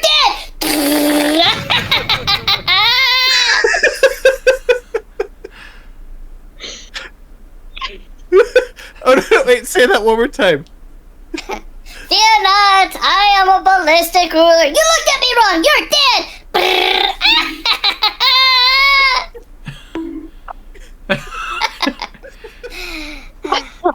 Ruling Just dropped famishes the me. magazine. I am Alright. fatigued for this day. I wish to return to my quarters. All right, turning over to Reavereaper. As I'm slowly walking down. There are, Oh yeah. I was going to say, there are ample opportunities to discover what is which as far as whenever the corridor that proceeds further down into Undermountain. You can tell from the descriptions before, from this portal, what kind of challenges you would like to be facing. And so, knowing thyself and knowing thy party, what kind of challenges should you get into and try to overcome?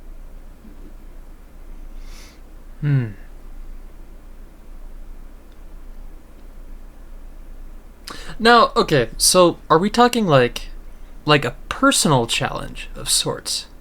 Or like, is this more like, do you want to do puzzles? Or, you know, things like that? Like,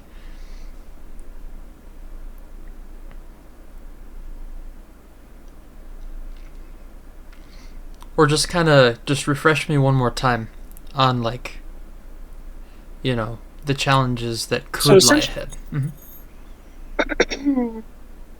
So essentially, what you could do is you could find yourself anywhere within Undermountain. You could go over yonder and find yourself a battle, or you could go over this way and find a puzzle. Or, if you would like more, you could find yourself in some kind of maze to overcome and potentially find treasure beyond.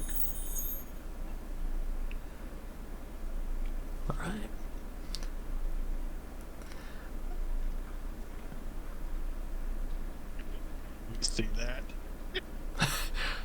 I hearing this voice, I pause for a moment, a little bit taken aback, and But this is all according to what you want to do. Ho, ho, ho. Santa! Oh my goodness! Okay, Okay, so there is one point I want to kind of point out, and that is, our party is spellcasters, and we are really Real quick. yes.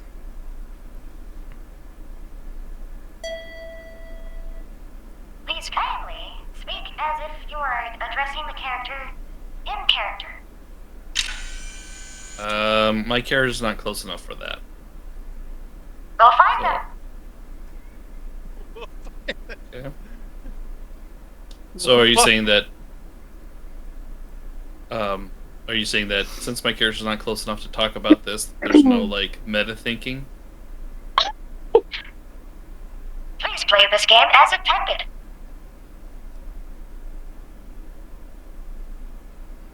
That would be a no. Okay.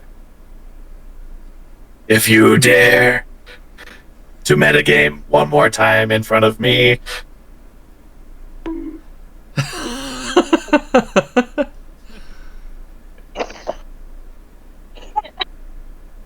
Okay, so I'll do this then.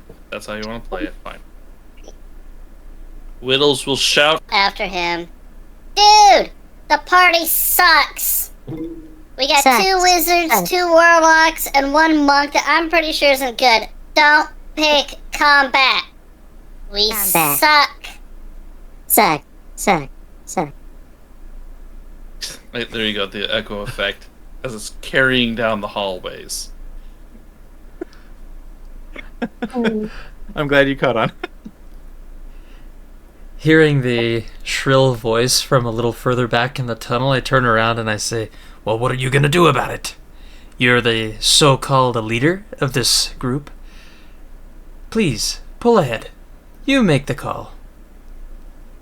Dude. Just not combat, please. Pick anything but combat. You want to do riddles? We can do riddles. You want to do Misty Guru intellect stuff? We can do Misty Guru intellect stuff. You want to sit here and suck on your toes? You can sit here and suck on your toes. But please, no combat. Not right now. I don't trust these yahoos. And with that, I turn around and I point out at them. And I just kind of picture them just kind of standing there. Just kind of like not really very imposing at all. Just doing, kind of reinforcing the idea that this is not a group meant for combat. And that while we'll have to do combat eventually, this should not be our first foray into it. I'm thinking rats. We need to start with rats, my good man. We have to start with rats, then we can move up to mice, and maybe one day we can take on a dog. But until then, probably not slimes. Just no slimes. So in all... So please, you can definitely pick. I'm just saying. I'm just saying, minion. No slimes. That's all I'm saying. Widdles. Widdles, what are you truly afraid of? What do you fear most? That you're gonna kill me because you're gonna pull 5 slimes and I'm not gonna be able to get away from you because I'm now curse bound to Apricot Peach's Funko over there. That's what I'm afraid of. I did just fine by myself. I picked the wrong group. That's on me. That's on me. I picked the wrong group. I thought you guys were competent, and I'm really second-guessing life decisions, but here we are. I'm afraid you're gonna pull 5 slimes. That's what I'm afraid of. Then you severely underestimate the power of this group. I happen to know things that make me incredibly dangerous to a person like you.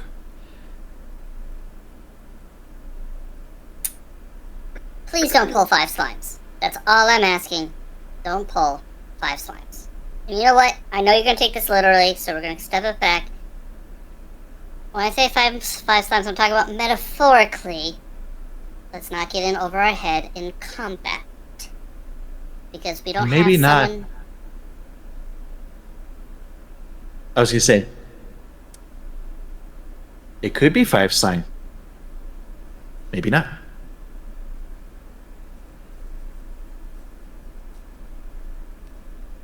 Yeah, it could not be 5 slimes. But I just took 6 damage trying to get down into this well. I'm not feeling very confident about my odds right now. Echoing voice from the other world. As he says to the heavens. Whoa. After he's like, screaming at the ether, unseen servant kind of just like pinches his butt a little bit. Just the pinch of pumpkins. I pausing in silence for just a moment after the quip of Widdles. I say, well, it looks like it's time for a confidence booster. I choose combat. He chooses combat. How interesting. Is this brainworm going to... This character's awesome. How much do you want to bet that this brainworm is now a lifelink, and if one dies, we all end up dying unless we resurrect him? Oh, I hate We're my all life. gonna die. All I wanted to do was make a little gold and get out of here, but now I'm attacked with a suicide-prone warlock, an addle-brained turtle, a wizard who doesn't talk very much but loves the duct tape, and a necrobard who's got a really sweet band, but my gosh, I just...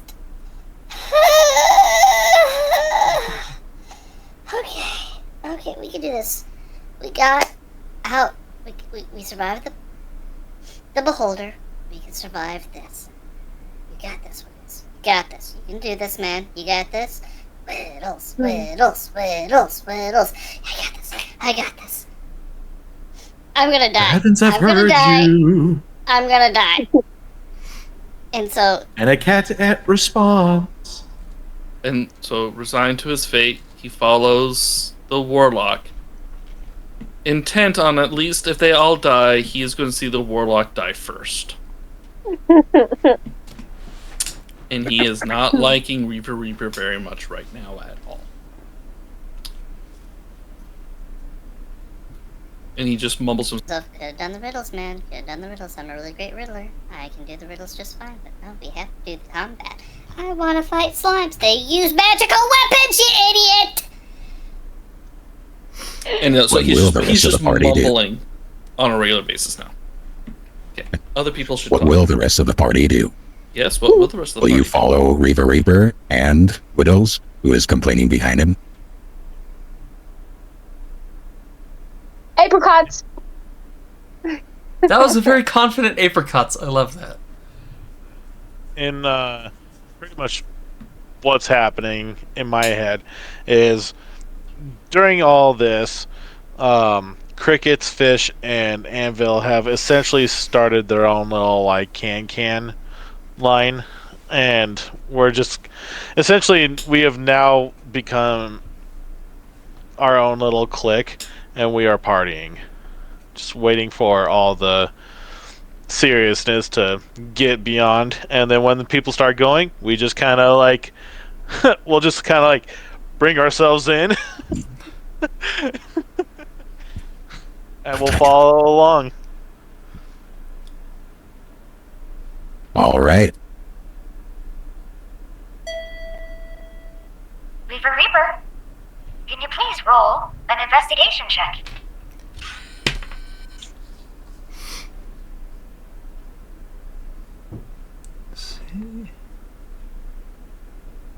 Six.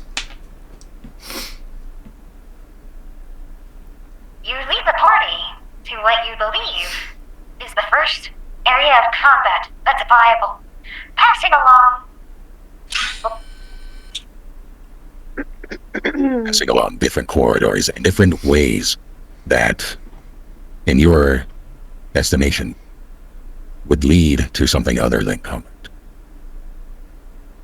Coming across your first true challenge, you lead the party down a particular path with an archway that is marked with a single gear inscribed at 3 parts along the archway. You proceed forward, and you start hearing the grinding of stone against stone, as well as the groaning of heavy equipment as a steel panel rises and falls ahead of you. Each time the panel opens, you can see a circular chamber, a large set of gears in its center, with portions of the floor around it spinning both clockwise and counterclockwise. Beyond the gears, you can see another door on the opposite side of this chamber. A steel panel rising and falling in front of it as the gears turn.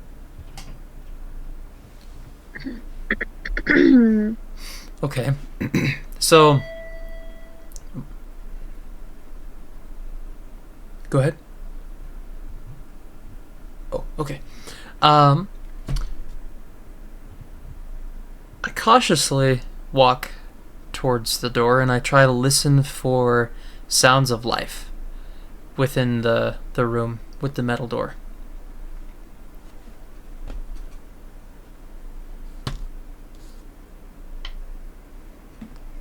So it's more of, as you go down through this particular tunnel, there was an archway with gears inscribed in it. And so there's not a particular door that you have to necessarily open to get into this area. More so, the room balloons out into this wide, semi-global arena. And so staying within the tunnel still kind of restricts your sight. unless you exit this tunnel, leaving out or entering into this larger arena area, and then you could pursue more. Okay. Then I guess I cautiously walk through, and I, get to the edge of the tunnel, and I start to look around a little bit, just to see if I see anything against the walls, or, see if I can see anything inside the large room, the arena. You're gonna have to roll for stealth. Okay. On this one. Let's see. Oh, that's 11. Okay. And what is the rest of the party going to be doing while he's trying to stealth his way to investigate? So Widdles is now. Oh, sorry. In order of age. So youngest to oldest. Oh.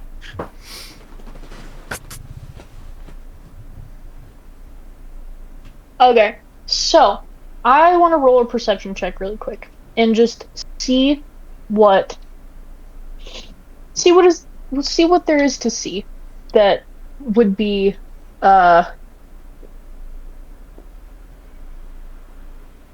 grabbable, like as a little trinket.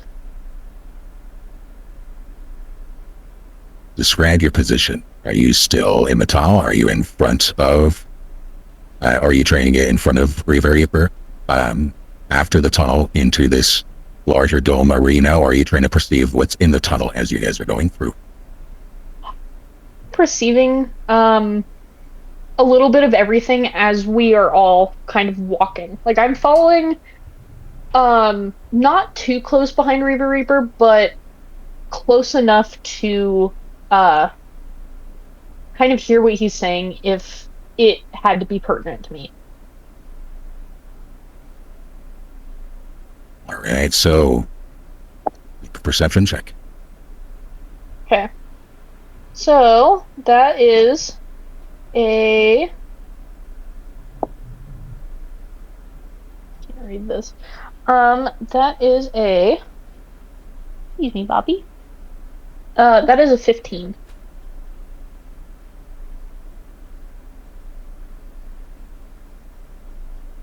So the markings on the walls, or scratches more, bits of blood here and there that have dripped down to and from this location of where you're going. Mm-hmm. Nothing in particular within the tunnel that any odd trinkets are here or there, but most definitely like cogs and gears that you can hear within the arena in front. There's going to be something to stash, something to sell, especially of intrigue and interest to an artificer. Okay. Okay, so you mentioned cogs. Would they be currently spinning?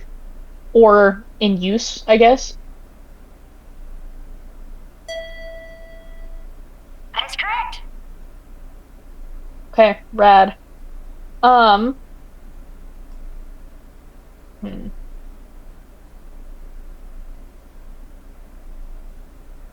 Can I look and see what they're being used for, and I guess like if it's destructive, if they weren't being used at the moment.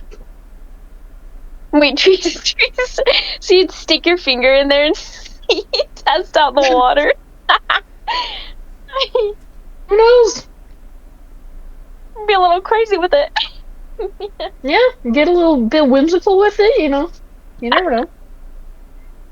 Whatever you might want to find out about the specifics would require a closer look. Okay. Entering into the arena and chancing what else might be inside. Ooh, while she makes her decisions, I decide to come with her, with whatever she does. I follow her. Okay. So I think I'm going to use 2 of my brain cells rather than all 4. And what I'm gonna do is, you know how I have my duct tape, right? I'm gonna go over to one of the cogs, and I'm just gonna duct tape it flat to the wall, or whatever it's attached to. Reavereaper, do you allow this to happen for her to pass you before you can stop your investigation? So, okay, so this if I let her pass me, it stops my investigation? To let her pass you before your investigation. Oh, yeah, no, Which that's fine. might ruin a little bit of the stealth. That's okay.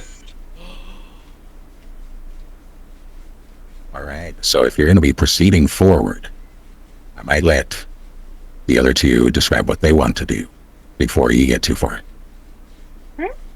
Red. And actually, as I'm talking like that, I should use my normal voice instead of the narrating voice. Oh, goodness. But Okay, moving that's to all right. Anvil. So you made note that there was like a sign or some sort of thing that was before you enter in. It was like a gear that like had specific teeth or something like that showing. More of generic cogs, 1 at the top and 2 on the sides, denoting generic gears as if in a clock. Okay. I'm just gonna take a mental note of that. But then also, I'm gonna see if there's anything. Oh wait, people have already checked outside of this area. So there's nothing going on outside of this place. All the actions on the inside. Is that correct?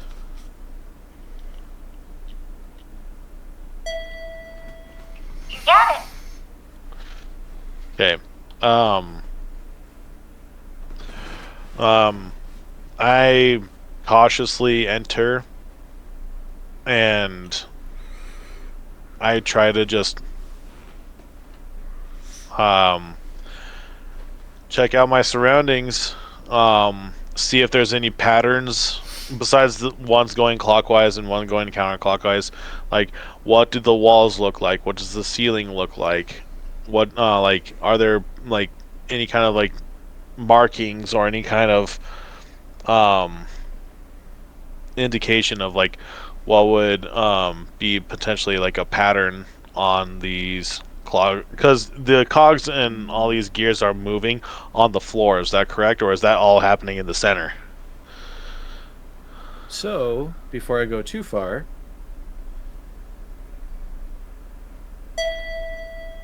Reavereaper, do you decide to let others pass you as well before you do your stuff into the arena? Because Fish, so far, is passing you to investigate the arena, and it sounds like Anvil wants to go into the arena as well before you do your stealth check. Well, I want to say I'm not trying to pass anybody up. I am definitely going to be one of the last people in. oh, okay. But I just wanted to get an idea of what the place would look like. But if Reavereaper is going to be doing something that's going to, shed more light on the situation, then I can just wait as well. But what I'm doing is essentially I'm trying to take in as much as I possibly can. The party may need to communicate with each other as far as how we want to do recon and intel.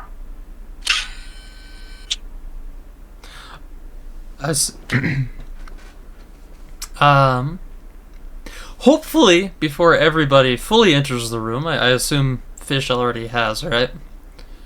Do you have glasses? Uh-huh. Okay, way to stop the show. Yeah. How long have you had glasses? Oh, since, like... Probably The since, war? like, Yeah, since the war. No, I've had them probably since July. Okay, so I'm not like behind. Nah. Too far. No, you're good.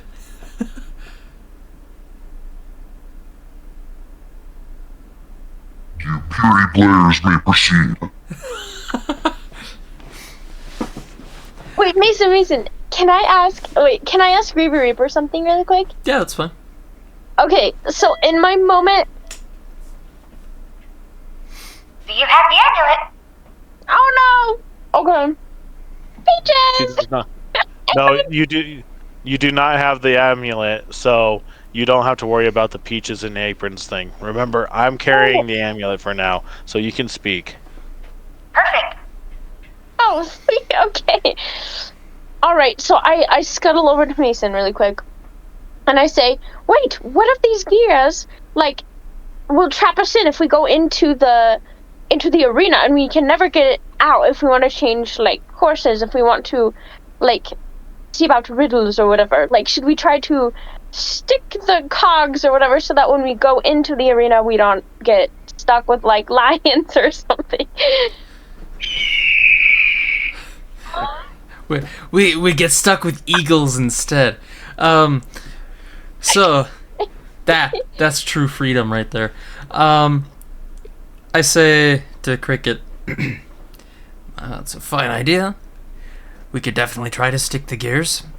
My plan, I wanted to go in and quietly just look around and try not to alert the attention of any creature, and just see if I could figure out what those gears may be powering, or what's powering the gears. Okay. A mighty plan.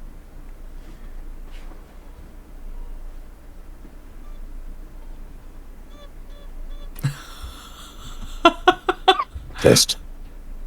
Test. Test. There we are.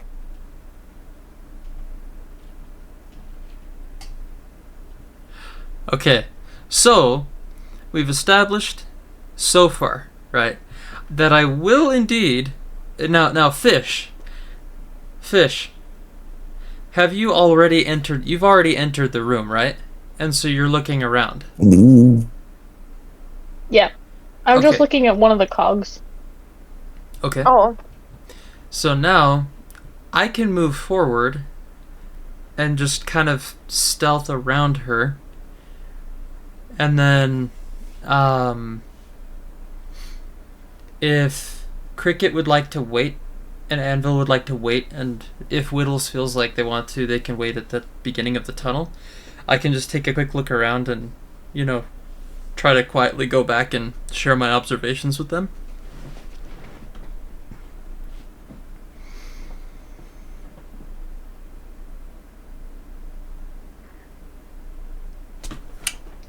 Is that an invitation for me to say something? Yeah, if you'd like to. So Widdles just kind of looks at him and just kind of ignores him because he's still peeved off.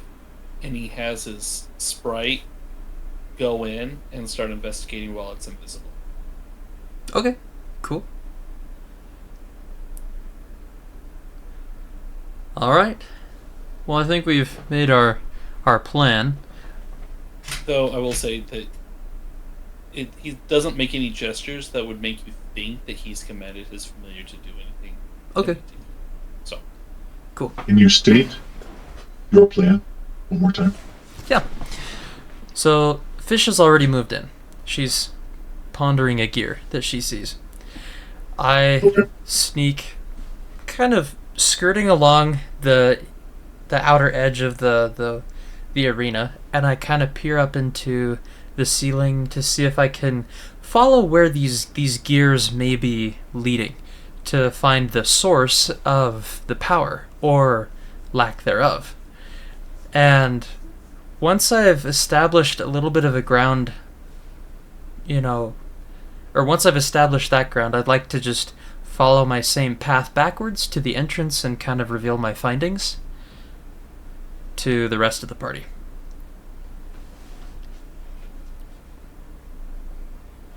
As Reavereaper,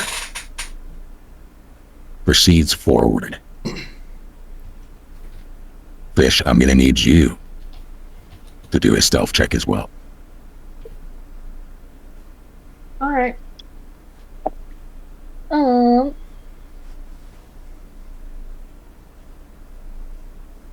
That's gonna be a 3. A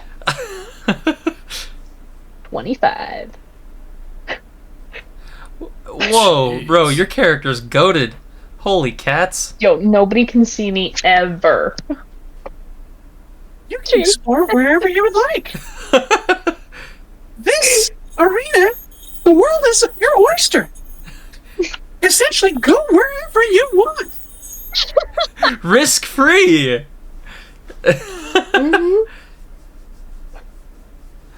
I wanna still look at the cogs though, and just see if I can like.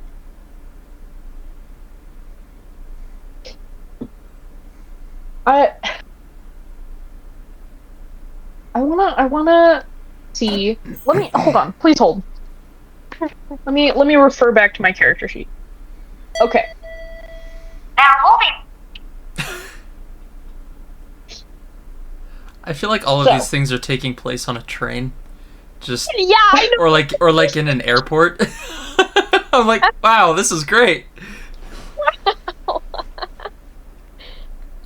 We're just all waiting for our flight, playing D&D aloud, and the DM is just going over, stealing the poor clerk's radio, speaker. So everyone in the airport's hearing our session, and they're just like, "Guys, come on, we're stuck here." It's I am the master thief.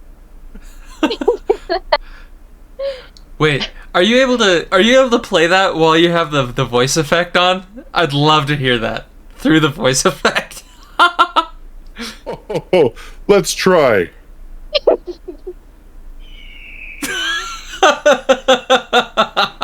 The freedom flute.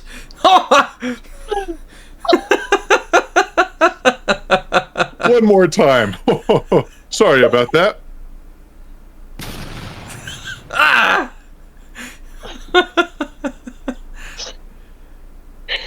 That flute launched an ICBM.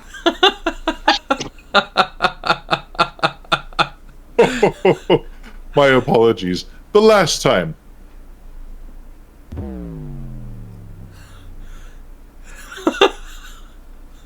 Oh my. Ooh, waka waka wop, boo wop. Is that Skrillex? Skrillex, is that you?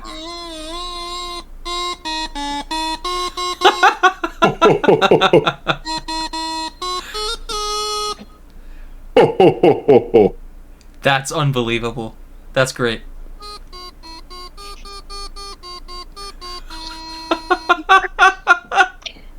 Yes!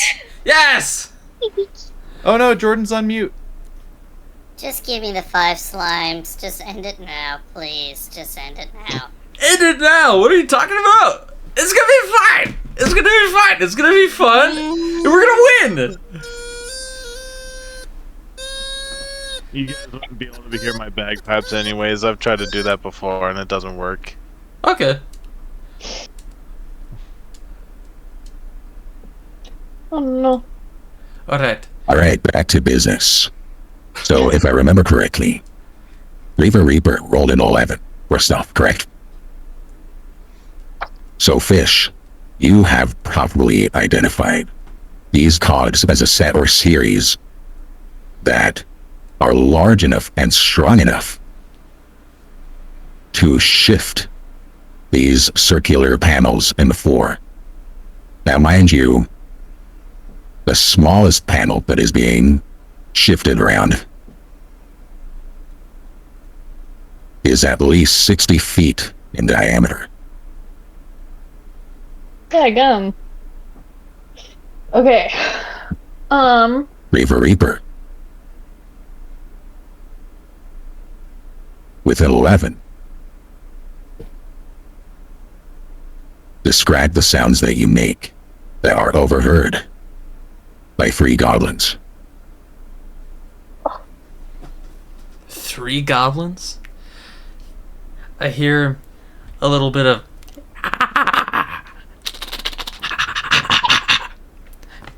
as they do their little thing, they commune with one another, saying, "Fresh kill! Ah, fresh kill!"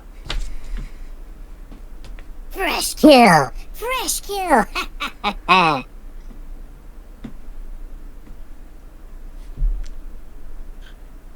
But please describe the noise that you make that alarms them. Oh. I get a little whiff of dust from my feet kicking up the loose dirt, and I sneeze. Gah!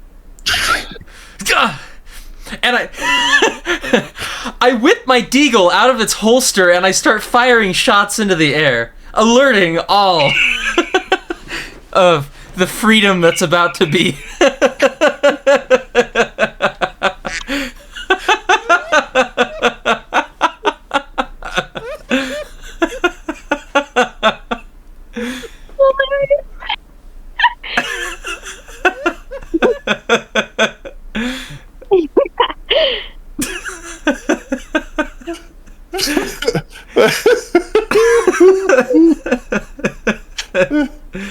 Oh, you got me there.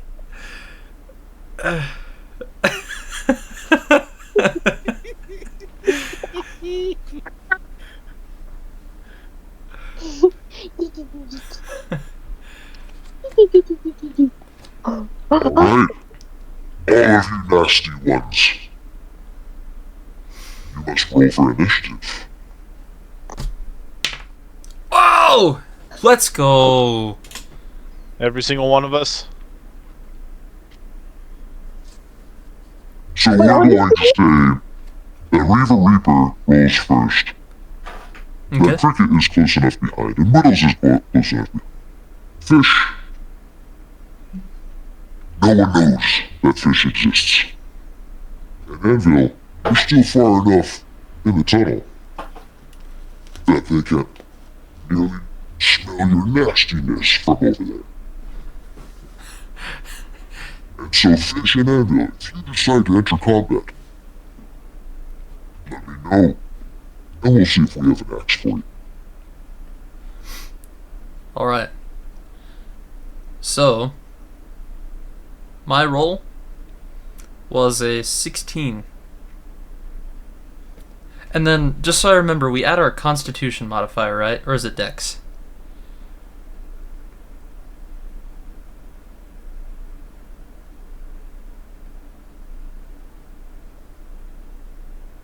I'm pretty sure it's dexterity. What? Okay. So just Adding rolling to your initiative. Yeah, it's your roll plus. Actually, it might even be wisdom. Your dexterity modifier. Okay, so then I mean, unless you like throwing axes around.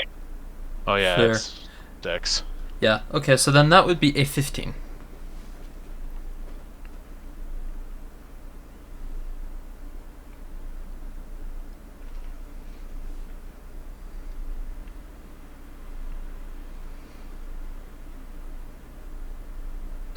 One second.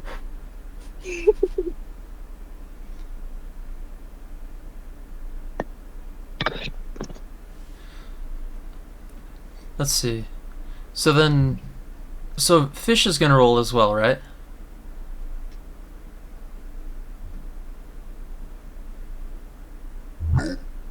Can't see no fish. Roll too high for stuff. Oh, that's right. That's right.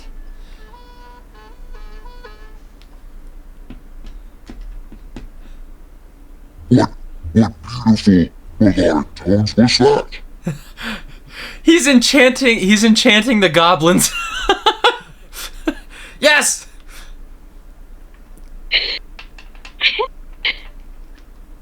Seduce them with your bagpipes.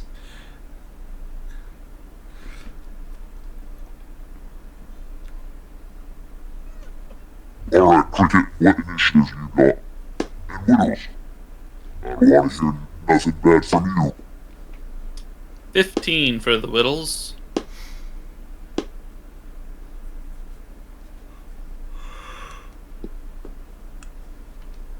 So, Steve, I think that'll mean you and we have to duke it out to see who rolls the highest.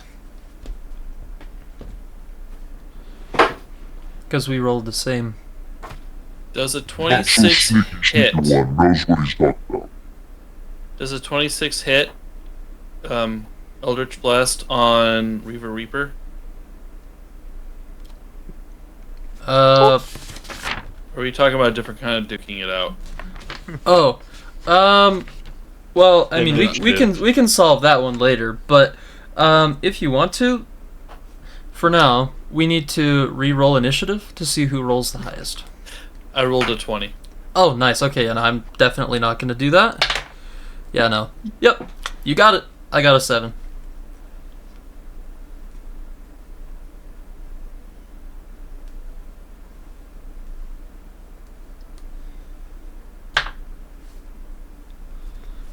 Alright, Cricket. Cricket? Can you roll for initiative? I gotta see what 16? 15. Wow. It's common. Roll one more time. Wait, what? Roll one more time. I'm sorry, interpret one more time. Yeah, roll one more time. Roll one more time. Roll your dice one more time. I got a 12 on that one. I roll 12. Oh, yeah. Alright. We can work with it. Do that one more time. No, you're good. Is that what You're I heard? Oh, sorry. I can't hear anything. Nah, you're fine. This voice is a little harder to hear. I'm also deaf. Oh. Yes, we're there. Yes, I can hear you. Hello. It's the voice itself, Josh. Unfortunately.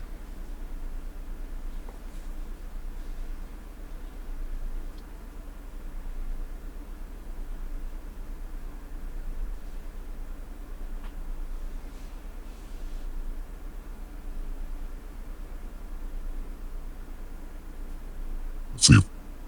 Can you hear me and understand me better? Mm-hmm. Yes, I can actually. Or would you prefer this one? We can also do this one. Not that one.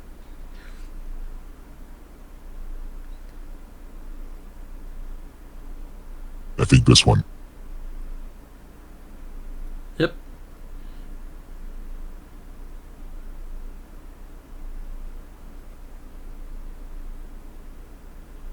All right. Test. Test. There we go. All right. So we're going to have Cricket going third. And I'm going to have this up here on the board here. So that way no one gets lost or otherwise confused. So now, Steven and we did re-roll. So Steve's going first. Cricket would technically be going second, and then I'm most likely going to go last because I rolled a 7. A 7? Uh-huh. That's correct. All right. We'll make do. Sweet. And so of the goblins. We're going to allow them to go first because you have alerted them of your presence. And so we have 3 different goblins.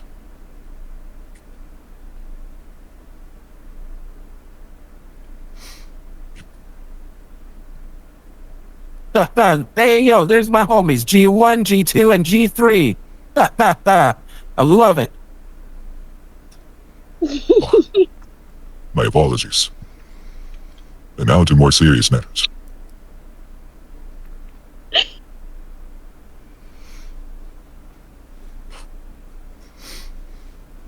All right. So we have within our vista here, Reavereaper being the closest to the goblins, and thereby the first victim. Cricket may be the second, with Widdles being the third closest. And going from there. Reavereaper, ready your arms, prepare yourself, as the first goblin comes to strike. Okay. Alright, let's see. Alright, goblin number 1 comes at you with a scimitar. Okay.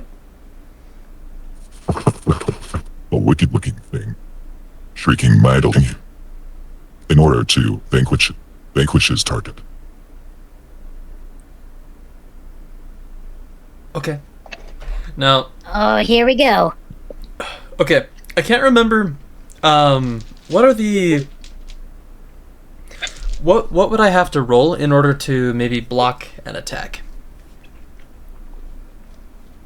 Ah.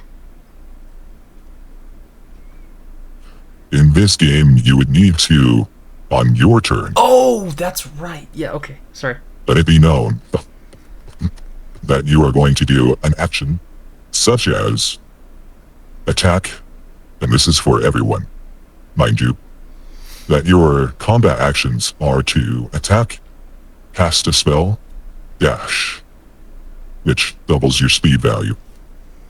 Disengage, which means you won't receive an opportunity attack for them to try to strike you if you're within range. You can dodge, so gain a dexterity bonus to your saving throw. You can help, which is to grant bonus to an ally or help fight within 5 feet. You can hide, which is a dexterity check. You can ready yourself, so prepare an action in advance, and usually it'll say if you are meant to do so. You can search, or you can use an object. Okay. So based on the current initiative here,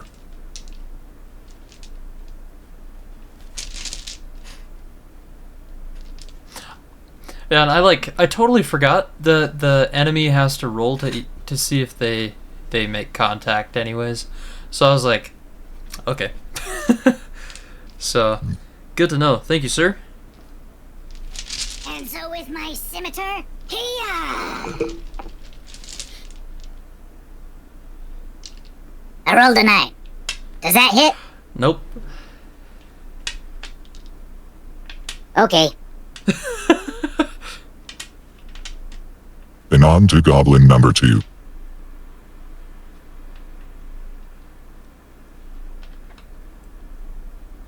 Well, here we go. I come at thee with my short bow. Does a 13 hit? It does.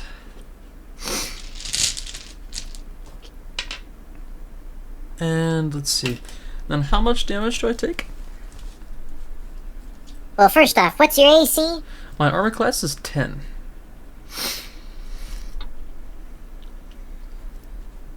Okay. Oh, you're gonna get it now. Okay. As soon as I find my weapons of mass destruction. Ha ha!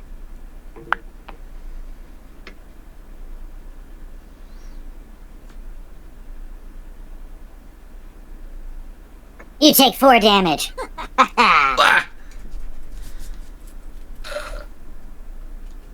And what's your max HP? My max is 35.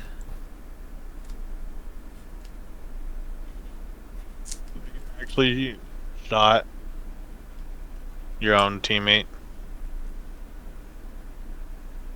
Oh no, I think Josh is doing the same like Widdles voice.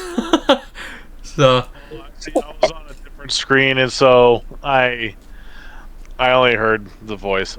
My bad. Yeah, that was Josh. That wasn't. I mean, I could reasonably assume that that's in the works. but we're not to that stage just yet. I don't think. I was like, okay, Steve, this is new. And now it's my turn, Goblin number 3. When I roleplay, Jordan, I roleplay. Oh, I know. And I come at thee with a scimitar for 23. Ah! My sweet little body is aching. It's aching right now. Okay, so that... Oh no, that was to hit. Yeah, it's aching. Okay. Yeah. That's like probably. Ooh! And I get him good for 8 damage. Ah! My patella.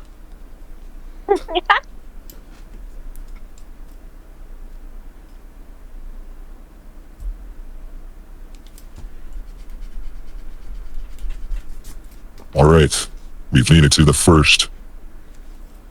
Widdles. What will you do?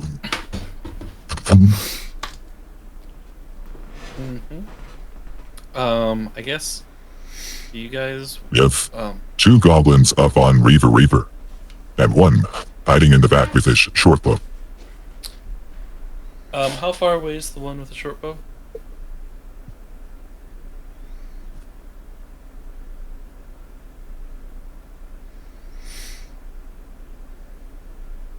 About 50 feet away. Trying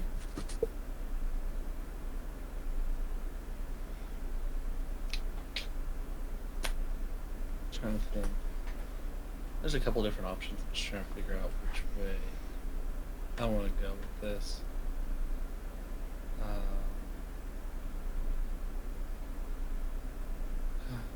Okay.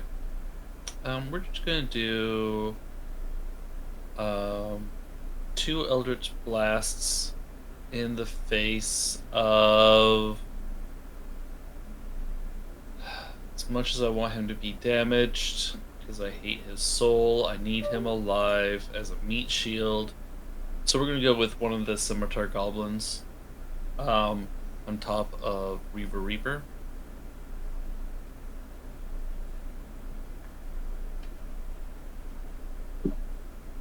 I don't think it. To me, it doesn't really matter which one I do.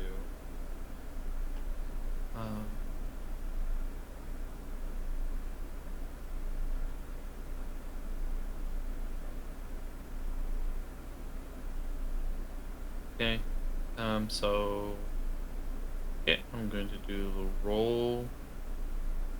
Now, I do 2 attack rolls because they're counted as. It's one action. It's counted as one action, but it's 2 separate beams because I could split it if I want to. It's cool like that. Okay. First one is a 26 to hit, and then the next one is a 15 to hit.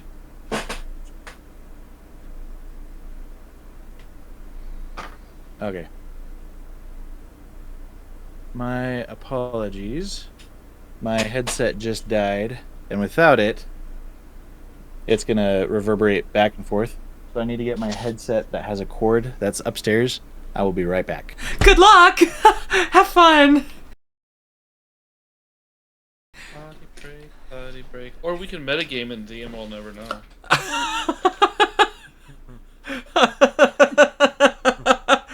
Okay, I'll be right back.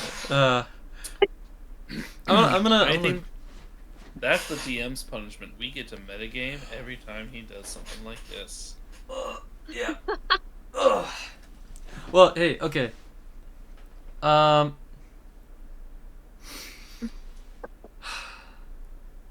So does this mean I'm not allowed to talk about my character at all? Wait, I'll be right back. Because I'd love to talk about my character for a sec. In a way, though, I see it like as time slows down, as Uh-huh. death is coming to you. And it's like one of those moments where, like, you see your life flash before your eyes, and, like, there's a lot of things that we can do and talk about right now. It all happens in a split second. and you can just see from Widdles as you're getting pounded by these goblins. You just know he's saying to you, "I told you so." As like a little tiny goblin fist just goes straight into my eyeball, and then like it's just like you see the bones around my orbital socket just kind of like collapse in a little bit. My eye sort of pops out a little, and I'm just like staring at you longingly. It's like one of those Mortal Kombat finishing moments. You know. The world goes quiet, and you just hear, "Why? Why does this have to happen to me? I'm dying. Every night I can feel my leg and my arm."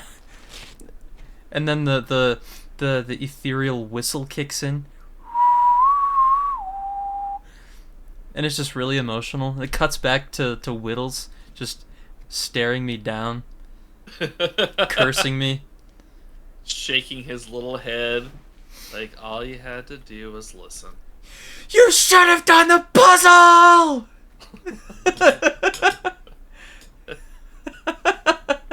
As I take another... DM's not that smart. It would have been something simple like, what's 2 + 2?